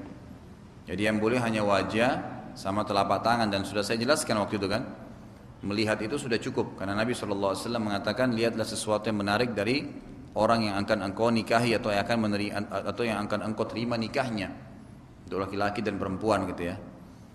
Maka lihat sesuatu dan itu cukup sekali. Oh ya, saya suka karena kulitnya putih. Oh saya suka karena orang tingginya seperti ini misalnya. Oh saya suka karena alisnya. Cukup, selesai. Gak usah dibuka jilbabnya, periksa lehernya, periksa ada tai lalatnya atau tidak gitu. Semua itu tidak boleh dalam Islam gitu. Mengapa jika ini, kenapa semua pertanyaan masalah nikah ini? Babnya masalah silaturahim. Mengapa jika menikah pihak laki-laki harus menyediakan mahar? Ya karena itu perintah agama. Itu perintah agama gitu kan? Sebagai syarat, salah satu syaratnya dalam pernikahan. Sama kalau Anda tanya, kenapa harus ada kalimat ijab kabul? Kenapa harus ada wali? Kenapa harus ada 2 saksi? Ya sama, jawaban sederhana karena agama perintahkan. Otomatis kan begitu. Jadi kita tidak selamanya harus mencari sebab-sebab atau hikmah-hikmah sehingga baru kita mau amalkan, tidak. Memang dasar awalnya adalah karena agama perintahkan. Kenapa sholat asar 4 rakaat? Ya Allah yang perintahin 4 rakaat. Kenapa sholat tahajud di malam hari? Ya karena Allah yang perintahin kan gitu. Ada hikmah, tidak ada hikmah itu tidak ada urusan, karena kita adalah orang-orang yang beriman pada Allah Azza wa Jalla. Saya anak bungsu, cuma 2 bersaudara. Abang saya sudah nikah lagi. Dan tinggal di rumah sendiri, tidak sama orang tua. Ortu saya minta kalau saya menikah nanti tinggalnya di rumah orang tua saja. Alasan orang tua karena orang tua sudah tua dan pengen saya yang jagain di masa tua. Gimana Ustaz? Oh iya, saya laki-laki. Oh iya, baik. Ya dibahasakan baik-baik. Artinya bukan berarti dengan kita pindah rumah tidak perhatian dengan orang tua. Lebih baik lagi memang kalau pasangan hidup kita, misal calon istrinya, memang dibahasakan, ini ibu saya sudah tua, ayah saya sudah tua, saya pengen tinggal bersama mereka. Kalau dari awal sebelum nikah dia setuju, maka sabda Nabi SAW berlaku, al-mu'minuna ala syurutihim, orang mukmin harus patuh dengan syarat yang telah disepakati gitu kan. Tapi kalau saran saya, misal ya, umumnya sih ya, ada juga di antara anak mantu yang alhamdulillah bisa sabar kan, hadapi mertuanya, bahkan diurus seperti orang tua sendiri, itu sudah sangat luar biasa. Idealnya begitu. Tapi kalau enggak misalnya, maka saran saya tetap tinggal di rumah lain gitu kan. Apalagi kalau calon mempelai ini tidak setuju misalnya, ya, memang merasa kurang nyaman, maka cari tempat sendiri, tapi tunjukkan kepada orang tua bakti kita. Dengan cara tiap hari tetap ada di situ, hadir, penuhin kebutuhannya, siapkan siapa orang yang bisa temanin dia gitu kan. Mengenai poligami, Ustadz pernah sampaikan bahwasanya poligami dilakukan hanya ketika suami istri mencapai tingkat keimanan rumah tangga, keimanan yang paling tinggi. Mohon konfirmasi apakah pengertian saya seperti ini sudah benar. Iya benar. Iya benar. Salah poligami itu kalau dia menikah lagi kemudian dia rusak rumah tangganya yang awal gitu kan. Mestinya bisa dia rangkul semuanya. Poligami yang sehat adalah poligami di mana para istri bisa membangun ukhuwah, persaudaraan di antara mereka. Dan disitulah peran aktifnya si suami. Harus Anda bisa lakukan itu. Jangan menambah pasangan kalau kita nggak bisa membina gitu kan. Memang harus kita ekstra menambah pegawai, berarti harus menambah gaji kan gitu. Menambah ekstra perhatian pasti. Menyita waktu lebih banyak otomatis. Ya begitu juga dengan membangun rumah tangga baru. Salah kalau orang berumah tangga itu kemudian dia rusak rumah tangga awalnya misalnya gitu kan. Atau juga jangan pernah poligami niatnya itu karena ingin berbangga-bangga. Tidak ada orang yang begini niatnya kecuali hancur rumah tangganya pasti. Ya cerai ya ribut, tapi kalau niatnya karena Allah dan Rasulnya, kita akan temukan orang seperti ini tidak buru-buru dalam melangkah, bukan karena hawa nafsu. Memang sudah sampai pada tingkat betul-betul dia sudah merasa mapan dengan rumah tangga awal dan dia merangkul istrinya bersama dia, gitu kan? Merangkul istrinya bersama dia untuk membangun sama-sama contoh poligami yang dibolehkan dalam Islam. Ya. Anda juga yang belum poligami nggak usah khawatir kok. Laki-laki di sini walaupun istrinya cuma 1 sudah poligami. Tahu kenapa? Karena kita sudah punya istri di surga. Itu ada hadisnya itu. Hadis sahih riwayat Bukhari. Ini mohon maaf akhwat di belakang ya. Saya terpaksa sampaikan hadisnya ini. Jadi kata Nabi SAW, kalau seorang istri durhaka dengan suaminya, maka istrinya dari bidadari di surga berkata, semoga Allah menghukummu. Jadi yang di bidadari itu mendoakan buruk, gitu kan? Sesungguhnya dia hanya mampir di tempat kamu dan akan datang kepada kami. Jadi sudah aman, tidak usah khawatir. Senyum ya. Bidadari lagi gitu. Apakah tingkat keimanan berbeda dalam kondisi seperti dalam rumah tangga, sholat dan puasa? Sebenarnya kondisi iman itu dia hanya bertambah dengan ketaatan, berkurang dengan kemaksiatan. Sementara dalam rumah tangga ada ketaatan, dalam sholat ada ketaatan, puasa ada ketaatan, baca Quran ada ketaatan, semua. Rangkaiannya tidak bisa dipisah. Satu sama yang lain terhubung gitu. Pada saat kita rangkul semuanya, ya zikir jalan, ya baca Quran jalan, ya sholat jalan, ya sunnah wajibnya jalan gitu kan, puasa jalan, maka makin tinggi imannya. Kan gitu, makin luar biasa. Ya, karena dia banyak sekali ibadahnya. Karena ulama sudah sepakat mengatakan iman itu yazidu bil ta'ah wa yanqus bil ma'siyah. Iman itu akan bertambah dengan ketaatan dan berkurang dengan kemaksiatan. Kalau kita bermaksiat pasti drop iman kita. Kita biarkan maka makin drop dan itu berbahaya. Sulit tuh. Kalau ada seseorang di antara kita sudah pernah sampai pada tingkat iman tertentu, misal antum sadar karena misalnya hadir di majelis ilmu atau pernah dengar tentang neraka misalnya. Lalu kita sadar, kita lalu mulai menjaga iltizam, mulai kita menjaga hukum agama gitu. Ternyata kita drop, suatu waktu kita futur. Futur itu kayak orang yang drop imannya karena buat maksiat. Maka untuk kembali kepada tingkat iman yang pertama itu butuh dongkrakan yang lebih kuat daripada dongkrakan awal gitu. Makanya menjaga stabilitas iman itu lebih mudah daripada nanti mau mengembalikan dia lagi setelah dia turun gitu. Gitu kan. Bagaimana hukum menggunakan parfum yang beralkohol? Sudah sering saya ulangi nih, tidak ada masalah. Ya, karena alkohol itu sifatnya najisnya cuma maknawi. Dia najis tapi tidak menajiskan. Makanya dia boleh dipakai untuk pengobatan luar, internal tubuh. Maaf, eksternal tubuh, ya di luar tubuh. Kayak misalnya orang lagi luka, dibersihkan alkohol supaya kumannya mati, itu nggak masalah. Parfum boleh dipakai. Dari mana dalilnya? Hadis Bukhari. Waktu turun firman Allah Subhanahu wa taala tentang pengharaman khamr, innamal khamru ya, wal maisiru wal ansabu azlun min amali syaitan fajtanibu la'allakum tanta'un.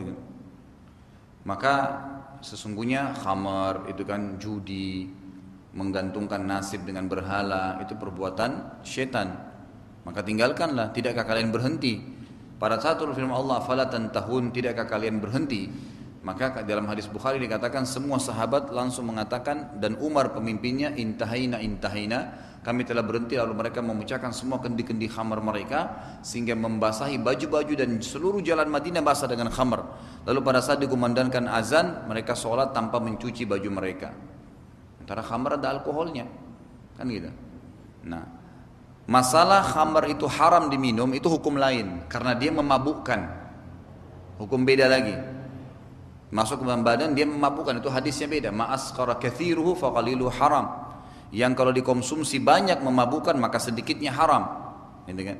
Itu beda lagi hukumnya. Adakah dalil sholat sambil membaca mushaf Al-Quran makmumnya? Jika ada, bagaimana dengan mushaf tersebut pas lagi ruku dan sujud? Ulama sebenarnya mengatakan dibolehkan ini. Ada sebagian yang mengatakan dibolehkan memegang Al-Quran kalau itu sifatnya sholat sunnah.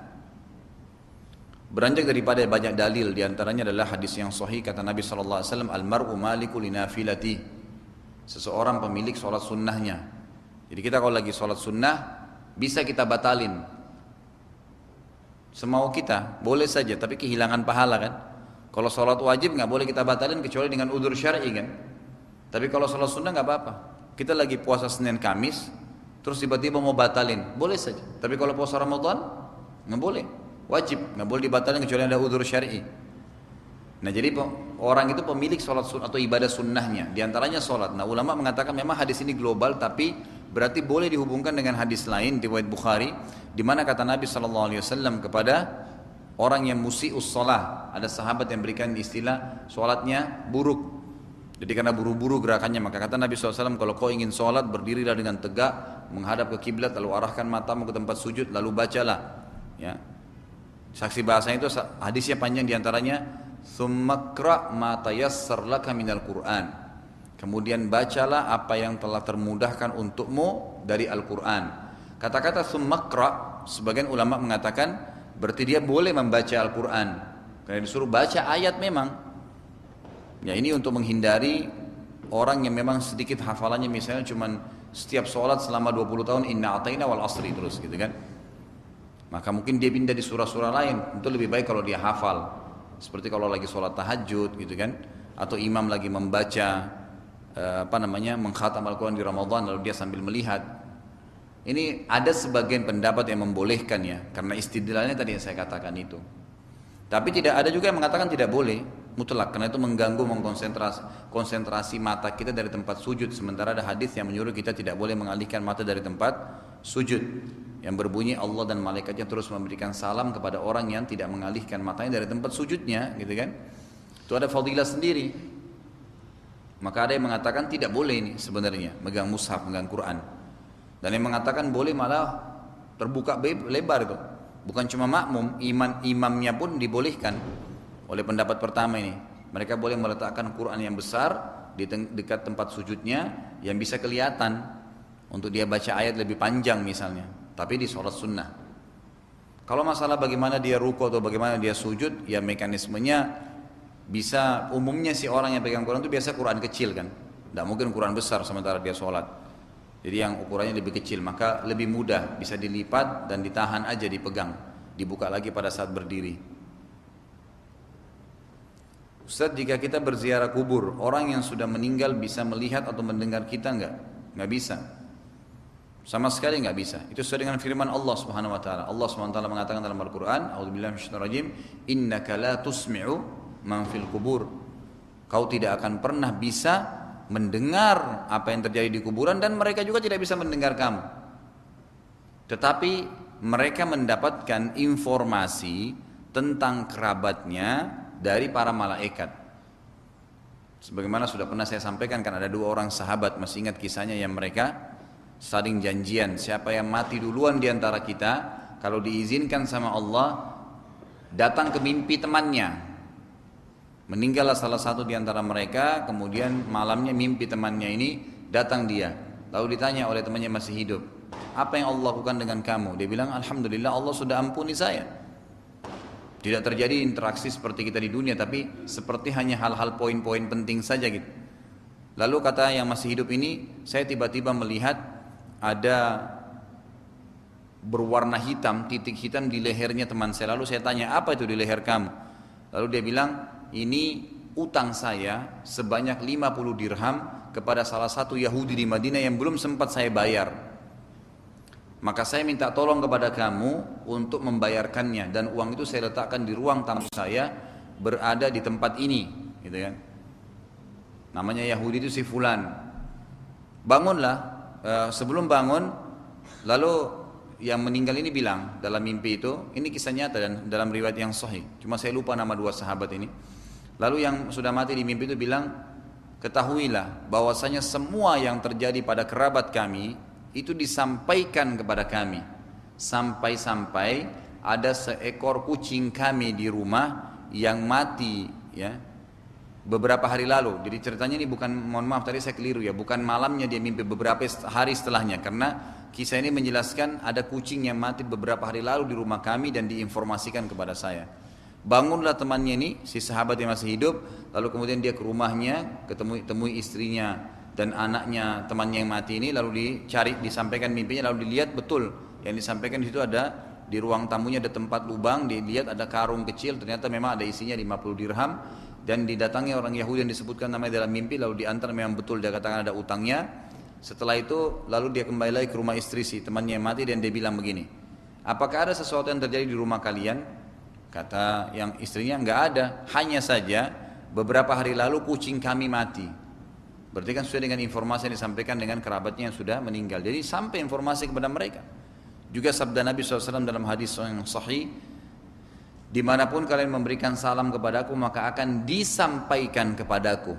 Bukan ruhnya Nabi SAW datang, tapi disampaikan oleh malaikat.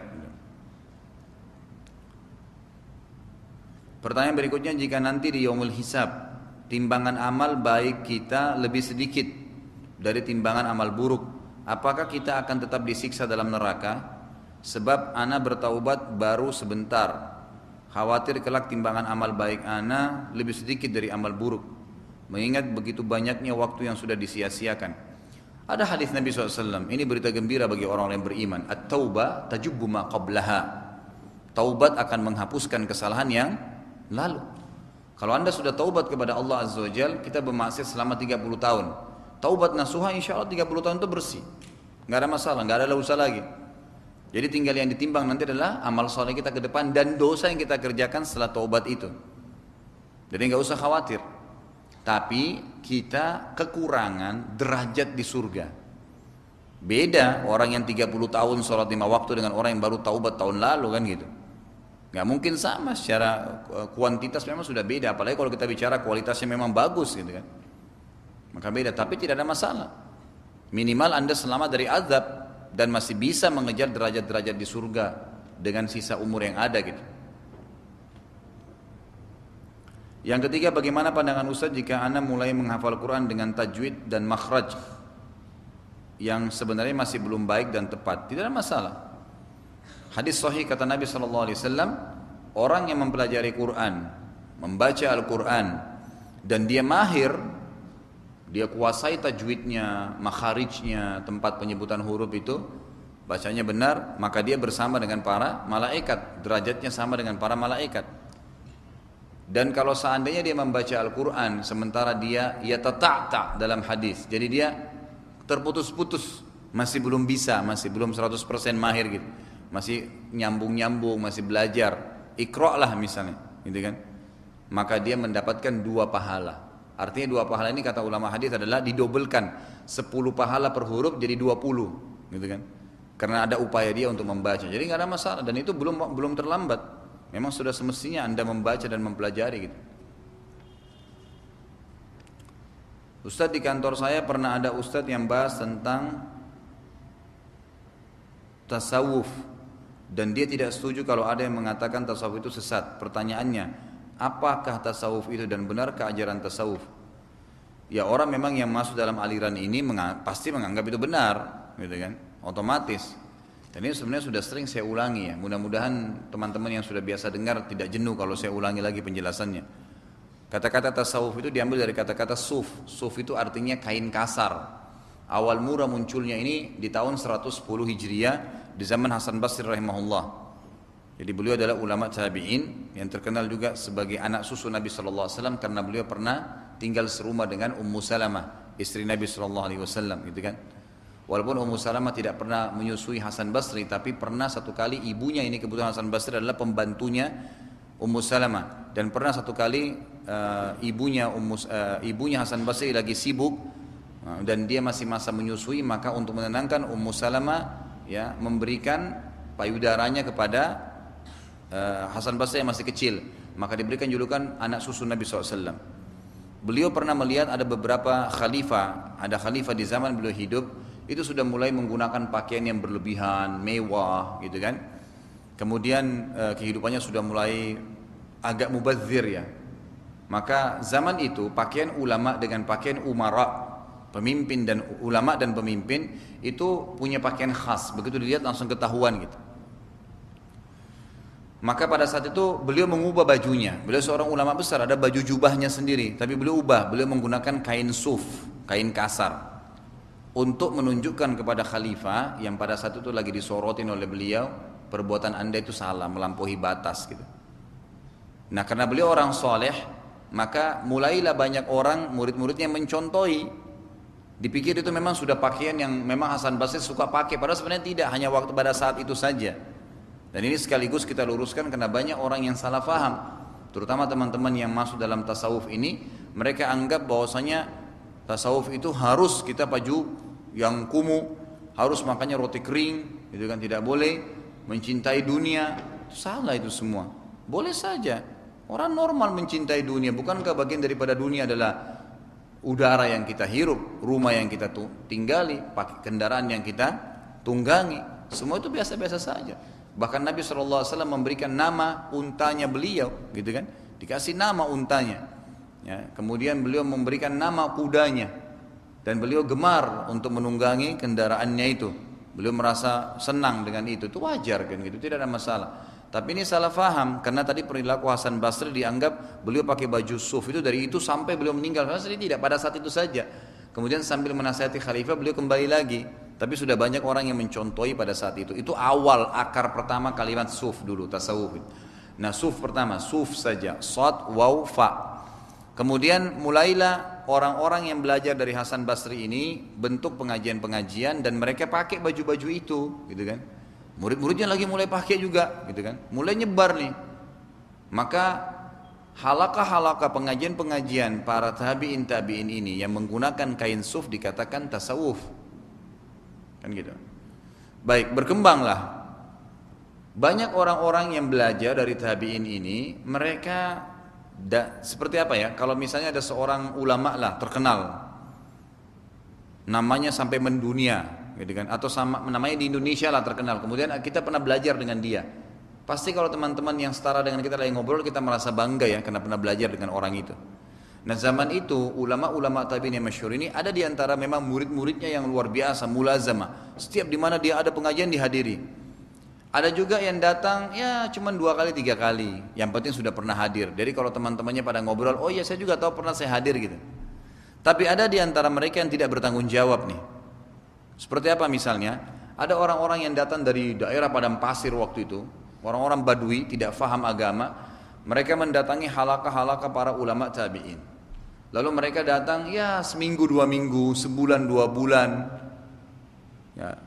Kemudian mereka pulang ke kaumnya, lalu mereka mengatakan, saya muridnya Ahmad bin Hanbal, saya muridnya Malik bin Anas misalnya, ulama-ulama besar. Saya muridnya Sa'id bin Musayyib, saya muridnya Atha bin Abi Rabah. Sehingga membuat orang-orang kampungnya menghormati dia, ditokohkan, gitu kan? Seperti kalau kita sekarang mungkin belum belajar, karena saya temukan begitu, ada orang-orang yang dipanggil ustadz, ada kiai, baca Qur'annya salah gitu. Dari mana gelarnya ini gitu? Ini semua kenapa? Karena mungkin dia mungkin pernah ceramah sekali, mungkin pernah sebutkan nama seorang ustadz yang terkenal sehingga dia akhirnya dianggap orang yang betul-betul sudah kompeten seperti itu, kan gitu. Maka yang terjadi orang-orang ini lalu dituahkanlah istilah tanda kutip di kaumnya, di padang pasir ini, kemudian mereka membentuk halaqah-halaqah lagi. Nah karena keterbatasan ilmu mereka dan mereka tidak mau mengatakan tidak tahu, maka mereka akhirnya memfatwakan sembarangan, ini boleh, ini nggak boleh. Dan orang-orang inilah yang terkenal memiliki tariqah. Kalau bahasa Indonesia tarikat. Apa itu tarikat? Diambil dari kata-kata tariqah, jalan-jalan, jalur-jalur. Artinya tariqah itu maksudnya adalah, atau tarikat itu jalur jalan untuk beribadah kepada Allah, tapi sesuai dengan versi mereka masing-masing ini. Maka ada tarekat ini, ada tarekat itu, ada tarekat ini, macam-macam tarekat-tarekat. Nah ini semua asalnya muncul dari orang-orang yang tadi. Makanya kita temukan teman-teman kita yang belajar tarekat itu, mereka asas-asasnya itu membedakan antara syariat dengan ma'rifat. Padahal syariat itu adalah di dalamnya masuk ma'rifat kepada Allah SWT. Ini enggak. Bahkan ada bahasa yang jelas, itu di kalangan orang-orang tarekat yang sudah merasa dirinya sudah level tinggi, mereka menganggap kalau orang awam memang belajar syariat, tapi kalau orang yang masuk jadi sufi, maka dia cukup mempelajari atau ma'rifat sampai akhirnya pada tingkat hubungannya dengan Allah itu dia berhubungan dengan cara dia. Misal dia sholat 1000 rakaat, misal dia berzikir dengan zikir tertentu. Dan untuk ya membuat tarekat-tarekat ini supaya bisa lebih terprogram, dibuatkanlah istilah namanya maqamat. Apa itu maqamat? Maqam-maqam. Misalnya tarekat A punya maqam-maqam. Kita kalau masuk ke tarekat ini nanti ada maqam 1 kita apa istighfar 1000 kali, maqam 2 kita sholat sekian banyak, maqam 3 maqam sampai maqam tertinggi nanti itu sudah dianggap wali. Dan umumnya kalau sudah sampai pada tingkat wali itu luar biasa, bisa terhapus syariat dari dia, nggak butuh syariat, dia berhubungan dengan Allah langsung. Dan ini cukup banyak dulu saya berikan contoh-contoh ya. Mereka menganggap ada informasi-informasi gaib datang dari Allah langsung kepada dia. Ada yang mengaku ketemu Jibril, ada yang mengaku ketemu dengan Nabi Khidir, ada yang mengaku luar biasa, yang tidak masuk di akal. Dan ini semua saya pastikan ya, mudah-mudahan Allah berikan hidayah kita semua dan menjaga kita. Itu semua permainan jin. Makanya kalau kita lihat kisah para tabi'in, para ulama salaf kita dulu, ada di antara mereka yang lagi sholat, gitu kan. Kemudian di malam hari, kemudian tiba-tiba dia lihat di hadapannya ada cahaya putih terang. Sementara selesai sholat dia lagi berzikir, nunggu subuh gitu. Gelap malam hari. Lalu ada suara terdengar dari cahaya itu mengatakan, namanya kebetulan dia Abdullah. Wahai Abdullah, saya sudah mengetahui ketulusanmu beribadah kepadaku, maka mulai hari ini ya saya sudah mengangkat darimu kewajiban sholat. Artinya bukan wajib lagi. Maka si Abdullah ini mengatakan dalam kisah, dalam riwayatnya, maka saya langsung mengatakan, a'udzu billahi minasyaitonir rajim, kamu pasti syaitan dan bukan suara dari Allah ataupun malaikat. Tiba-tiba hilang cahaya itu. Ditanya oleh teman-temannya waktu dia ceritakan kisahnya, kenapa kau bisa pastikan itu syaitan? Dia bilang, enggak mungkin, Allah mensyariatkan sholat, Nabi Muhammad SAW sampai meninggal tetap syariat sholat tidak pernah dihapus. Kenapa bisa-bisa tiba-tiba suara itu mengatakan diangkat kewajiban dari kamu? Bentrok dengan hukum Allah gitu kan. Berarti dari syaitan, dan memang betul. Begitu mereka kadang-kadang mengelabui. Makanya saya pernah ketemu dengan salah satu tokohnya waktu itu di kota Makassar itu, ngobrol, dia biasa konsultasi dengan saya, tanya-tanya masalah agama gitu. Saya juga tadinya tidak tahu kalau dia salah satu tokohnya gitu kan. Tapi saya tahu dia masuk di salah satu tarekat tertentu, saya nggak usah sebutin. Lalu dia ngobrol-ngobrol sama saya. Dia selalu bilang, di tempat ini sering datang berita gaib nih. Saya kalau salat 2 rakaat saya langsung dapat ilham. Oh ini luar biasa yang dapat ilham gitu kan. Nah, Nabi SAW aja waktu menunggu berhadap agar diberikan kemenangan di perang Badar, beliau sampai berdoa sampai luar biasa gitu doanya, sampai Abu Bakar mengatakan, ya Rasulullah, ya kasihani diri anda. Kata Nabi SAW, tidak Abu Bakar, sampai Allah memastikan aku mendapatkan apa yang aku inginkan. Terus beliau berdoa alaihissalam. Terus ini orang cuma berdoa sekali atau salat 1 kali langsung kemudian dapat petunjuk macam-macam dari Allah gitu. Ada yang mengaku ketemu Jibril. Dia ngobrol sama saya 1 hari, lalu dia bilang, kalau saya sih masih begitu levelnya, ada teman saya lebih hebat Ustaz. Oh bagaimana itu? Langsung dia bilang, waktu saya lagi duduk sama-sama, langsung dia bilang, shh diam, itu Jibril lagi senyum dengan saya. Nah, itu kisah nyata, ini dia cerita sama saya sendiri gitu. Saya sampai kaget, ketemu Jibril alaihissalam ini. Yang ketemu Jibril itu hanya nabi-nabi gitu kan. Dan orang yang Allah pilih, ini luar biasa. Di kota Makassar Jibril sempat datang ini. Ini perlu dikasih predikat gitu kan, kota Makassar ini. Nah, kebetulan karena saya dari sana gitu. Nah ini yang terjadi, ini dari mana semuanya? Maka saya memang sarankan untuk tidak dipelajari. Sekarang dikembangkan tuh, sampai masuk ke pasar sarjana, sampai ada kurikulumnya, dan diangkat-angkat semua itu. Saya waktu ngambil S2 itu sampai dosen saya, mohon maaf saya bahasakan ini, dosen saya kebetulan doktor, dia sampai sulit untuk ngomong di kelas itu gara-gara saya berikan wacana gitu. Dia sampai mengangkat banyak sekali, diantaranya Khallaj. Khallaj itu salah satu orang yang pernah mengatakan, ana huwa wa huwa ana.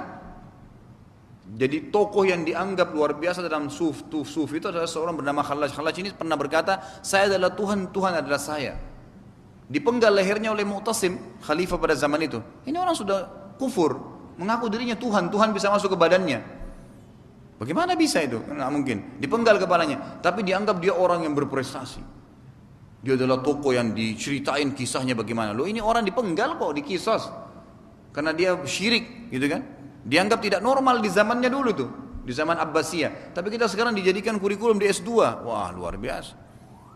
Mau juga di Indonesia muncul halaj-halaj yang lain, ya kita siapin pedang kalau begitu. Bahaya sekali itu ngaku Tuhan. Kurang lebih seperti itu. Kalau saran saya jangan dipelajari. Tidak perlu kok. Jangankan Anda pelajari ilmunya sekarang yang lagi dikembangkan. Sedangkan di pengajian saya, mohon maaf saya bahasakan ini, ada pernah yang hadir, Ustaz saya boleh nggak hadir di pengajian Ustaz, lalu saya hadir lagi di pengajian-pengajian lain, ada tarekat apa, ada pengajian Syiah, ada pengajian ini. Saya bilang jangan, nggak bisa. Anda akan hidup dalam keadaan bingung nanti. Kan gitu. Nanti di sini hadir, oh faham ini, sunnah. Nanti pindah lagi di sini, oh ternyata boleh toleransi ya. Oh ternyata di sini boleh caci maki sahabat ya. Wah ini kacau balau semuanya. Emang nggak boleh, jangan berikan peluang karena pasti ada pengaruhnya. Manusia ini mudah sekali terpengaruh ya. Coba Anda lagi jalan sama teman terus teman Anda bilang begini, aduh saya mau kencing nih. Terpengaruh tuh, kita bisa juga mau kencing kita. Sudah umum, apa yang kita dengar biasa berpengaruh, apa yang kita lihat berpengaruh. Jadi bahaya. Makanya jauhi semua yang bisa merusak akidah kita gitu. Saya memakai jasa asuransi konvensional yang tiap bulan saya menyetorkan sejumlah uang dari gaji saya untuk iuran asuransi tersebut dan setelah 5 tahun dana saya yang terkumpul di asuransi tersebut dapat diambil dan rencananya dana tersebut saya mau ambil dan saya mau gunakan untuk bisnis. Apakah dana tersebut boleh digunakan untuk berbisnis?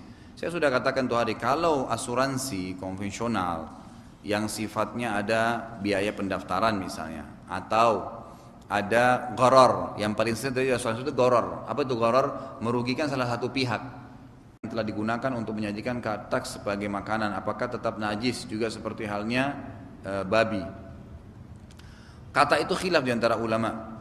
Kalau yang setahu saya Imam Malik rahimahullah mengatakan tidak boleh, karena dianggap kata itu hidup di dua alam, gitu kan?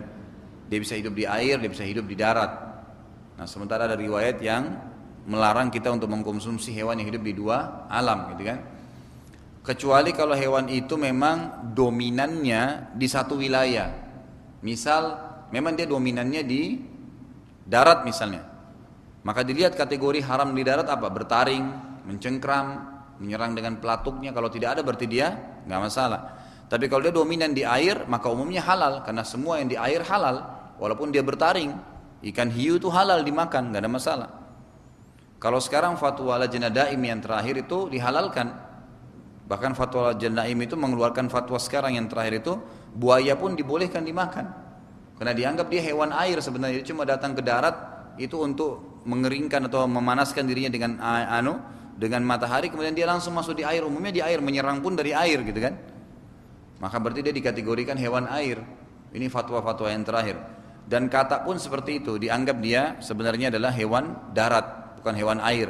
Dia hanya suka tempat lembab. Nah, sementara dia tidak ada indikasi yang mengharamkannya, seperti bertaring misalnya, ya, seperti mencengkram, itu kan tidak ada semua di kata. Maka hukumnya halal saja.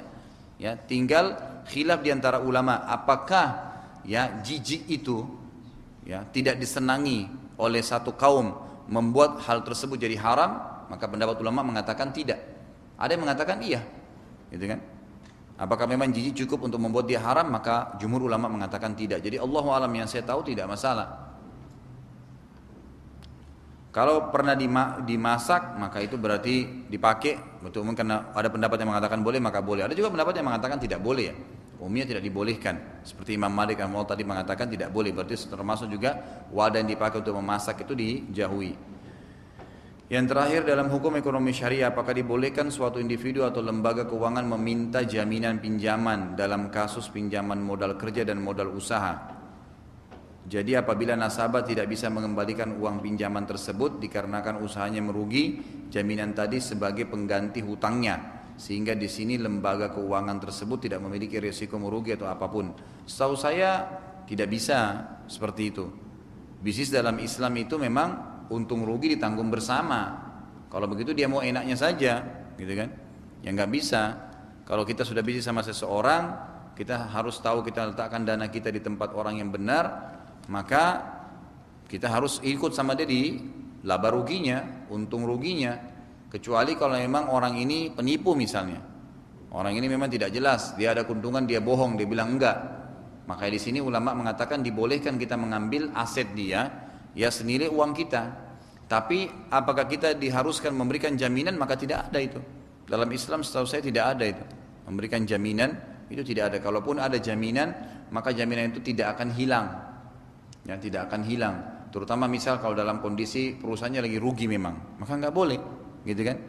Nah, boleh kita tiba-tiba mengambil uang kita. Tapi kalau dalam kondisi misalnya jaminan diambil, ya seperti saya katakan mengambil barang dia, kalau memang kita dapat memang dia ada manipulasi, dia berbohong, ya menipu kita misalnya, maka kita ambil asetnya dibolehkan. Kalau tadi jaminan awal kita ambil karena kita tahu memang dia menipu, maka itu tidak ada masalah. Tapi kalau kita ambil dari awal, pada saat dia rugi kita tidak mau tahu, pokoknya ini diambil jadi aset kita, maka itu tidak boleh dalam Islam. Termasuk dalam bab gharar juga.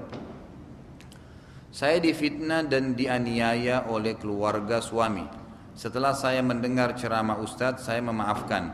Tapi untuk silaturahim saya tidak mau, takut berdosa. Saya tidak mau atau takut berdosakah saya? Jadi sebenarnya menjaga jarak itu tidak masuk dalam memutus silaturahim. Menjaga jarak, ya. Misal ada keluarga kita lisannya terlalu tajam, kalau datang itu ngomong maksiat saja, maka bagaimana caranya saya supaya tidak putus silaturahim? Ya tetap assalamualaikum, salam. Tetap kalau dia sakit dijenguk sebatas jalankan sunnah. Tetap kita kalau diberikan makanan hadiah kita balas dengan hadiah. Tetap seperti itu, tapi bukan berarti menjadi orang yang dekat keseharian bersama-sama. Jadi bukan berarti Anda menjaga jarak berarti putus silaturahim, gitu kan? Termasuk jangan sampai tidak datang, gitu kan? Kalau apalagi kalau diundang, ya, karena undangan itu hukumnya wajib dalam Islam. Amalan apa yang sesuai dengan sunnah untuk sebelum atau sesudah kelahiran anak perempuan? Sebenarnya tidak ada beda antara anak laki-laki dan anak perempuan. Kalau sebelumnya belum ada riwayat yang menjelaskan ada amalan khusus gitu.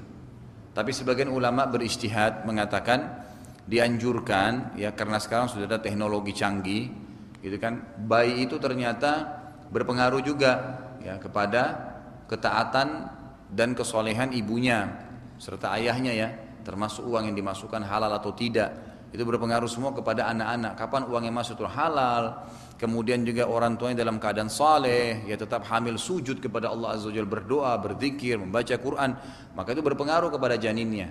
Dan ulama mengatakan alangkah baiknya kalau sekarang seperti sudah ada MP3, MP4, apalah ya, mungkin kalau zaman yang sebelumnya kita pakai tape recorder, didengarkan bayi itu dengan Al-Quran, maka itu sudah pernah dipraktikkan di beberapa negara Arab, ternyata anak itu lebih cepat hafal Quran. Jadi pada saat mulai hamil didengarkan terus ya, dari Al-Baqarah sampai An-Nas, khatam didengarkan lagi walaupun ibunya lagi tidur gitu kan, tetap didengarkan, jadi dia terbiasa. Ternyata setelah dia lahir itu lebih mudah untuk hafal Quran. Ini diantara metode kalau sebelum lahir. Tapi kalau secara khusus adakah riwayat? Belum pernah ada riwayat yang datang kepada kita dari Nabi SAW bahwasanya Nabi menganjurkan amalan khusus sebelum lahir ya. Kalau sesudah lahir ada banyak itu. Yang paling pertama adalah kita dianjurkan untuk memberikan nama yang baik, kemudian mengakikahkannya. Dan tolong saya tekankan ya, memberikan nama yang baik ini saya selalu anjurkan ini secara pribadi ya, tinggalkan tradisi membuat nama yang terlalu panjang. Kita di Indonesia ini namanya Masya Allah gitu kan, Ahmad Muhammad Yusuf gitu kan, panjang sekali, Sri siapa gini-gini 3-4, nanti cuma satu nama yang dipakai. Kita harus mencontohi kedua kita. Nabi Muhammad SAW namanya cuma Muhammad.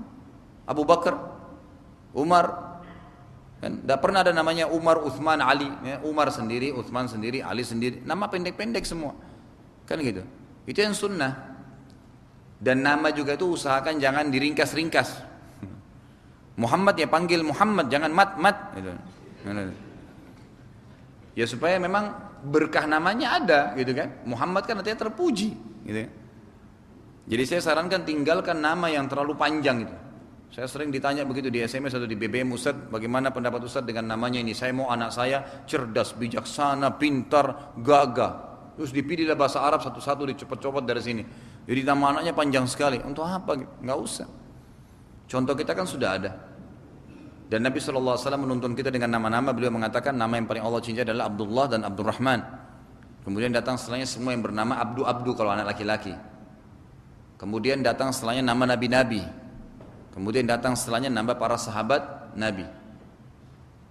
Kalau perempuan maka kita memilih nama-nama ibu-ibu Nabi seperti Maryam gitu kan. Kemudian istri nama-nama wanita-wanita saleh yang disebut dalam Al-Quran atau dalam Sunnah seperti Asia istrinya Fir'aun yang beriman gitu kan. Kemudian juga ada hadis yang berbunyi 4 wanita pemimpin ahli surga, Khadijah, Fatimah, Asia dan Maryam gitu kan.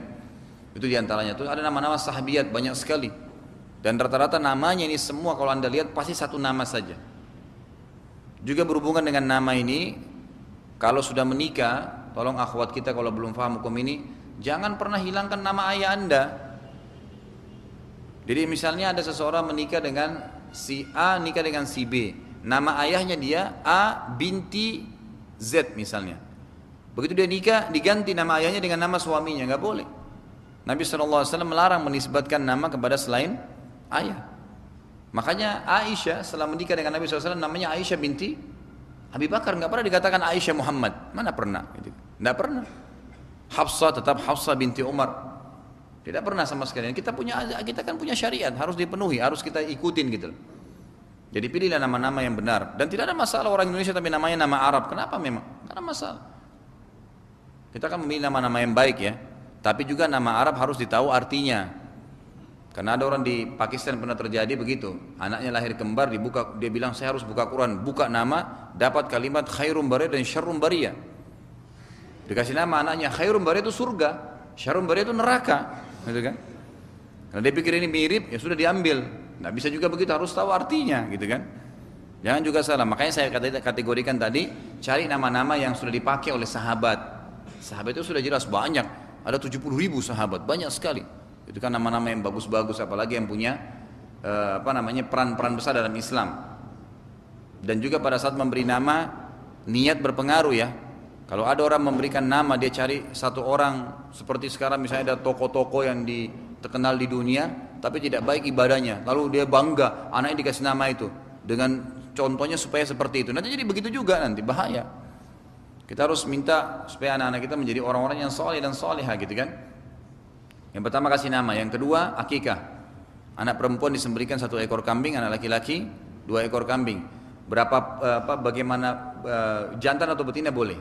Umurnya minimal 1 tahun kalau kambing, kalau domba 6 bulan. Yang penting tidak cacat. Dan dianjurkan kalau bisa si ayah sembelih sendiri. Kan belajar untuk menyembelih itu termasuk sunnah ibadah, gitu kan. Dan ini tidak boleh diganti hewan lain, harus kambing.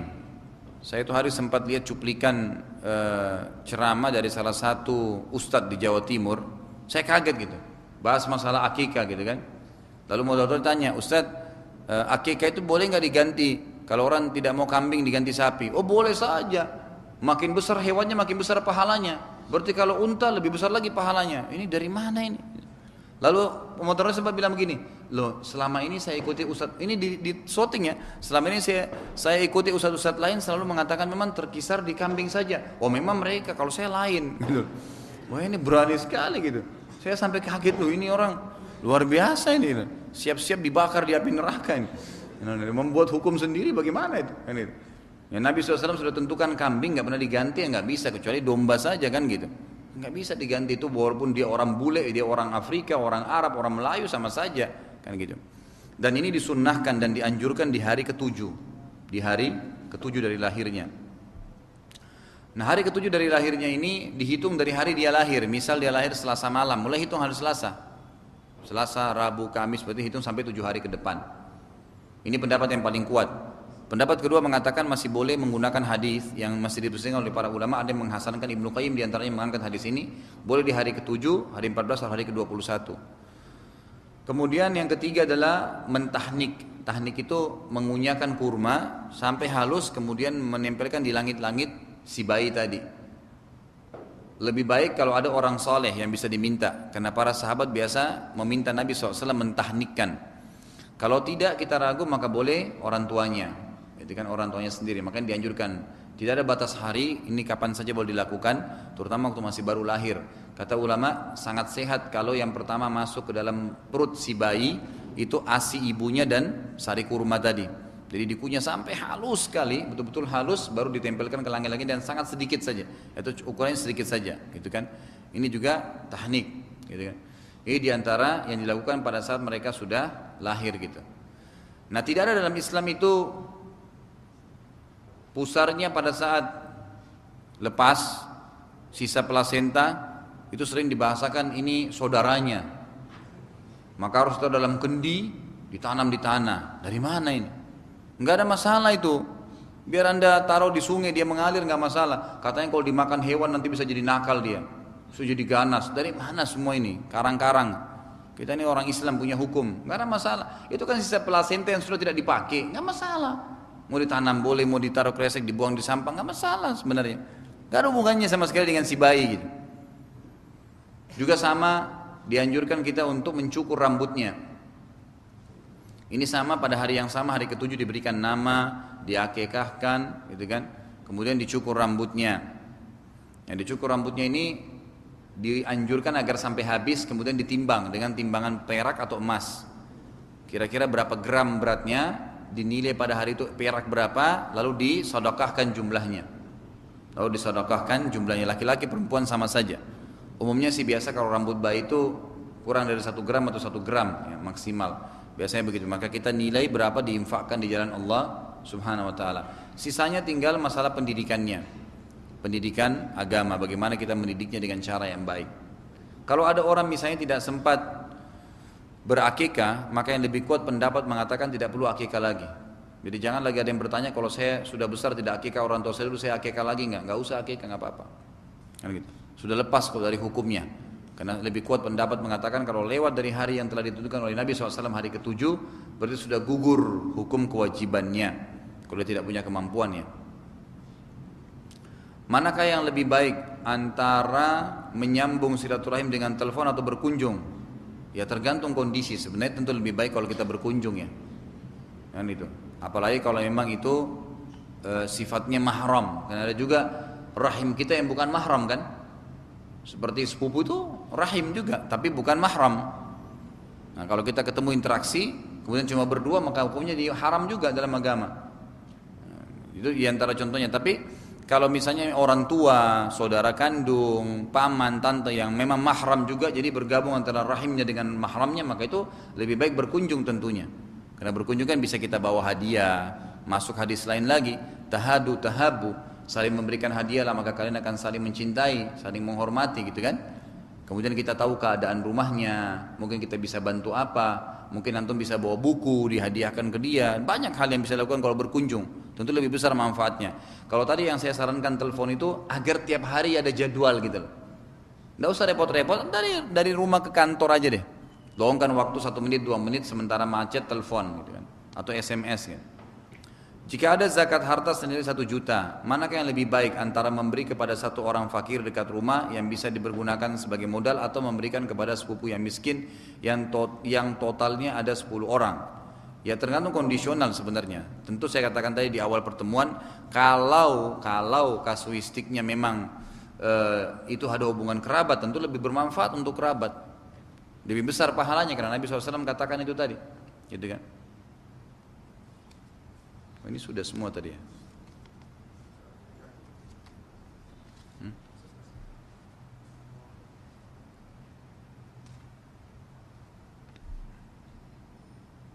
Sudah juga ini.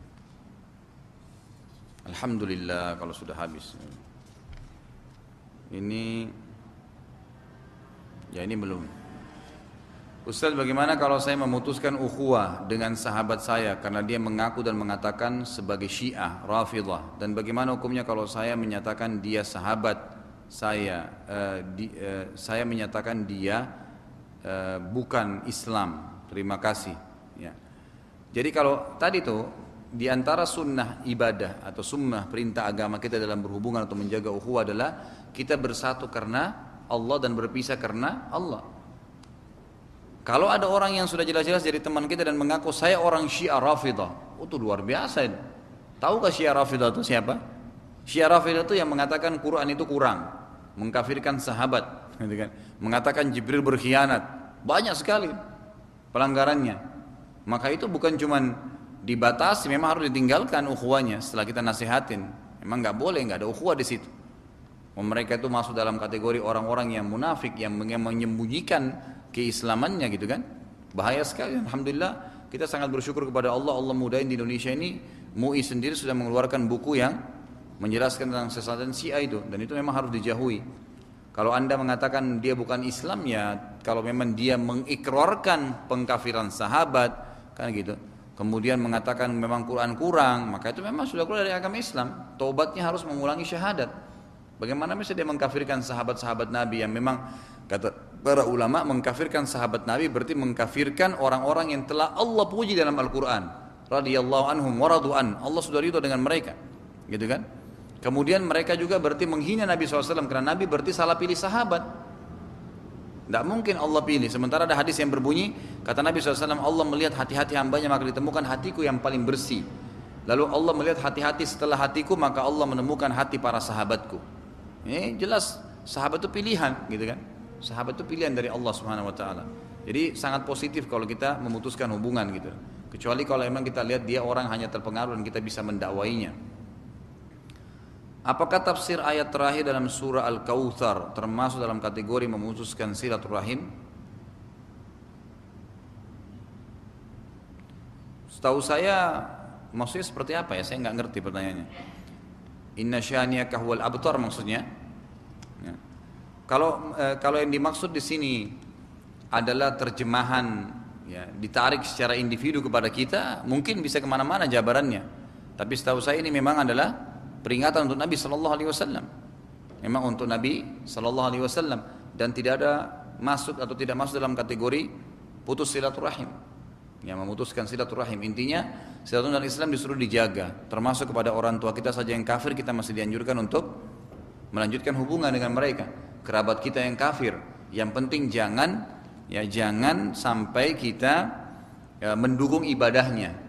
Misal ada sepupu saya Nasrani, bolehkah saya menjenguk kalau dia sakit? Boleh. Bolehkah saya bantu kalau dia butuh bantuan uang? Boleh. Oh, dia tinggal di sebuah daerah kena gempa, bolehkah saya bantu? Boleh, nggak masalah. Sebab itu masih dibolehkan kan? Khairun nasi anfa'uhum linnas, kata Nabi SAW. Orang yang paling bermanfaat, orang yang paling baik di antara kalian orang muslim adalah orang yang paling bermanfaat bagi manusia.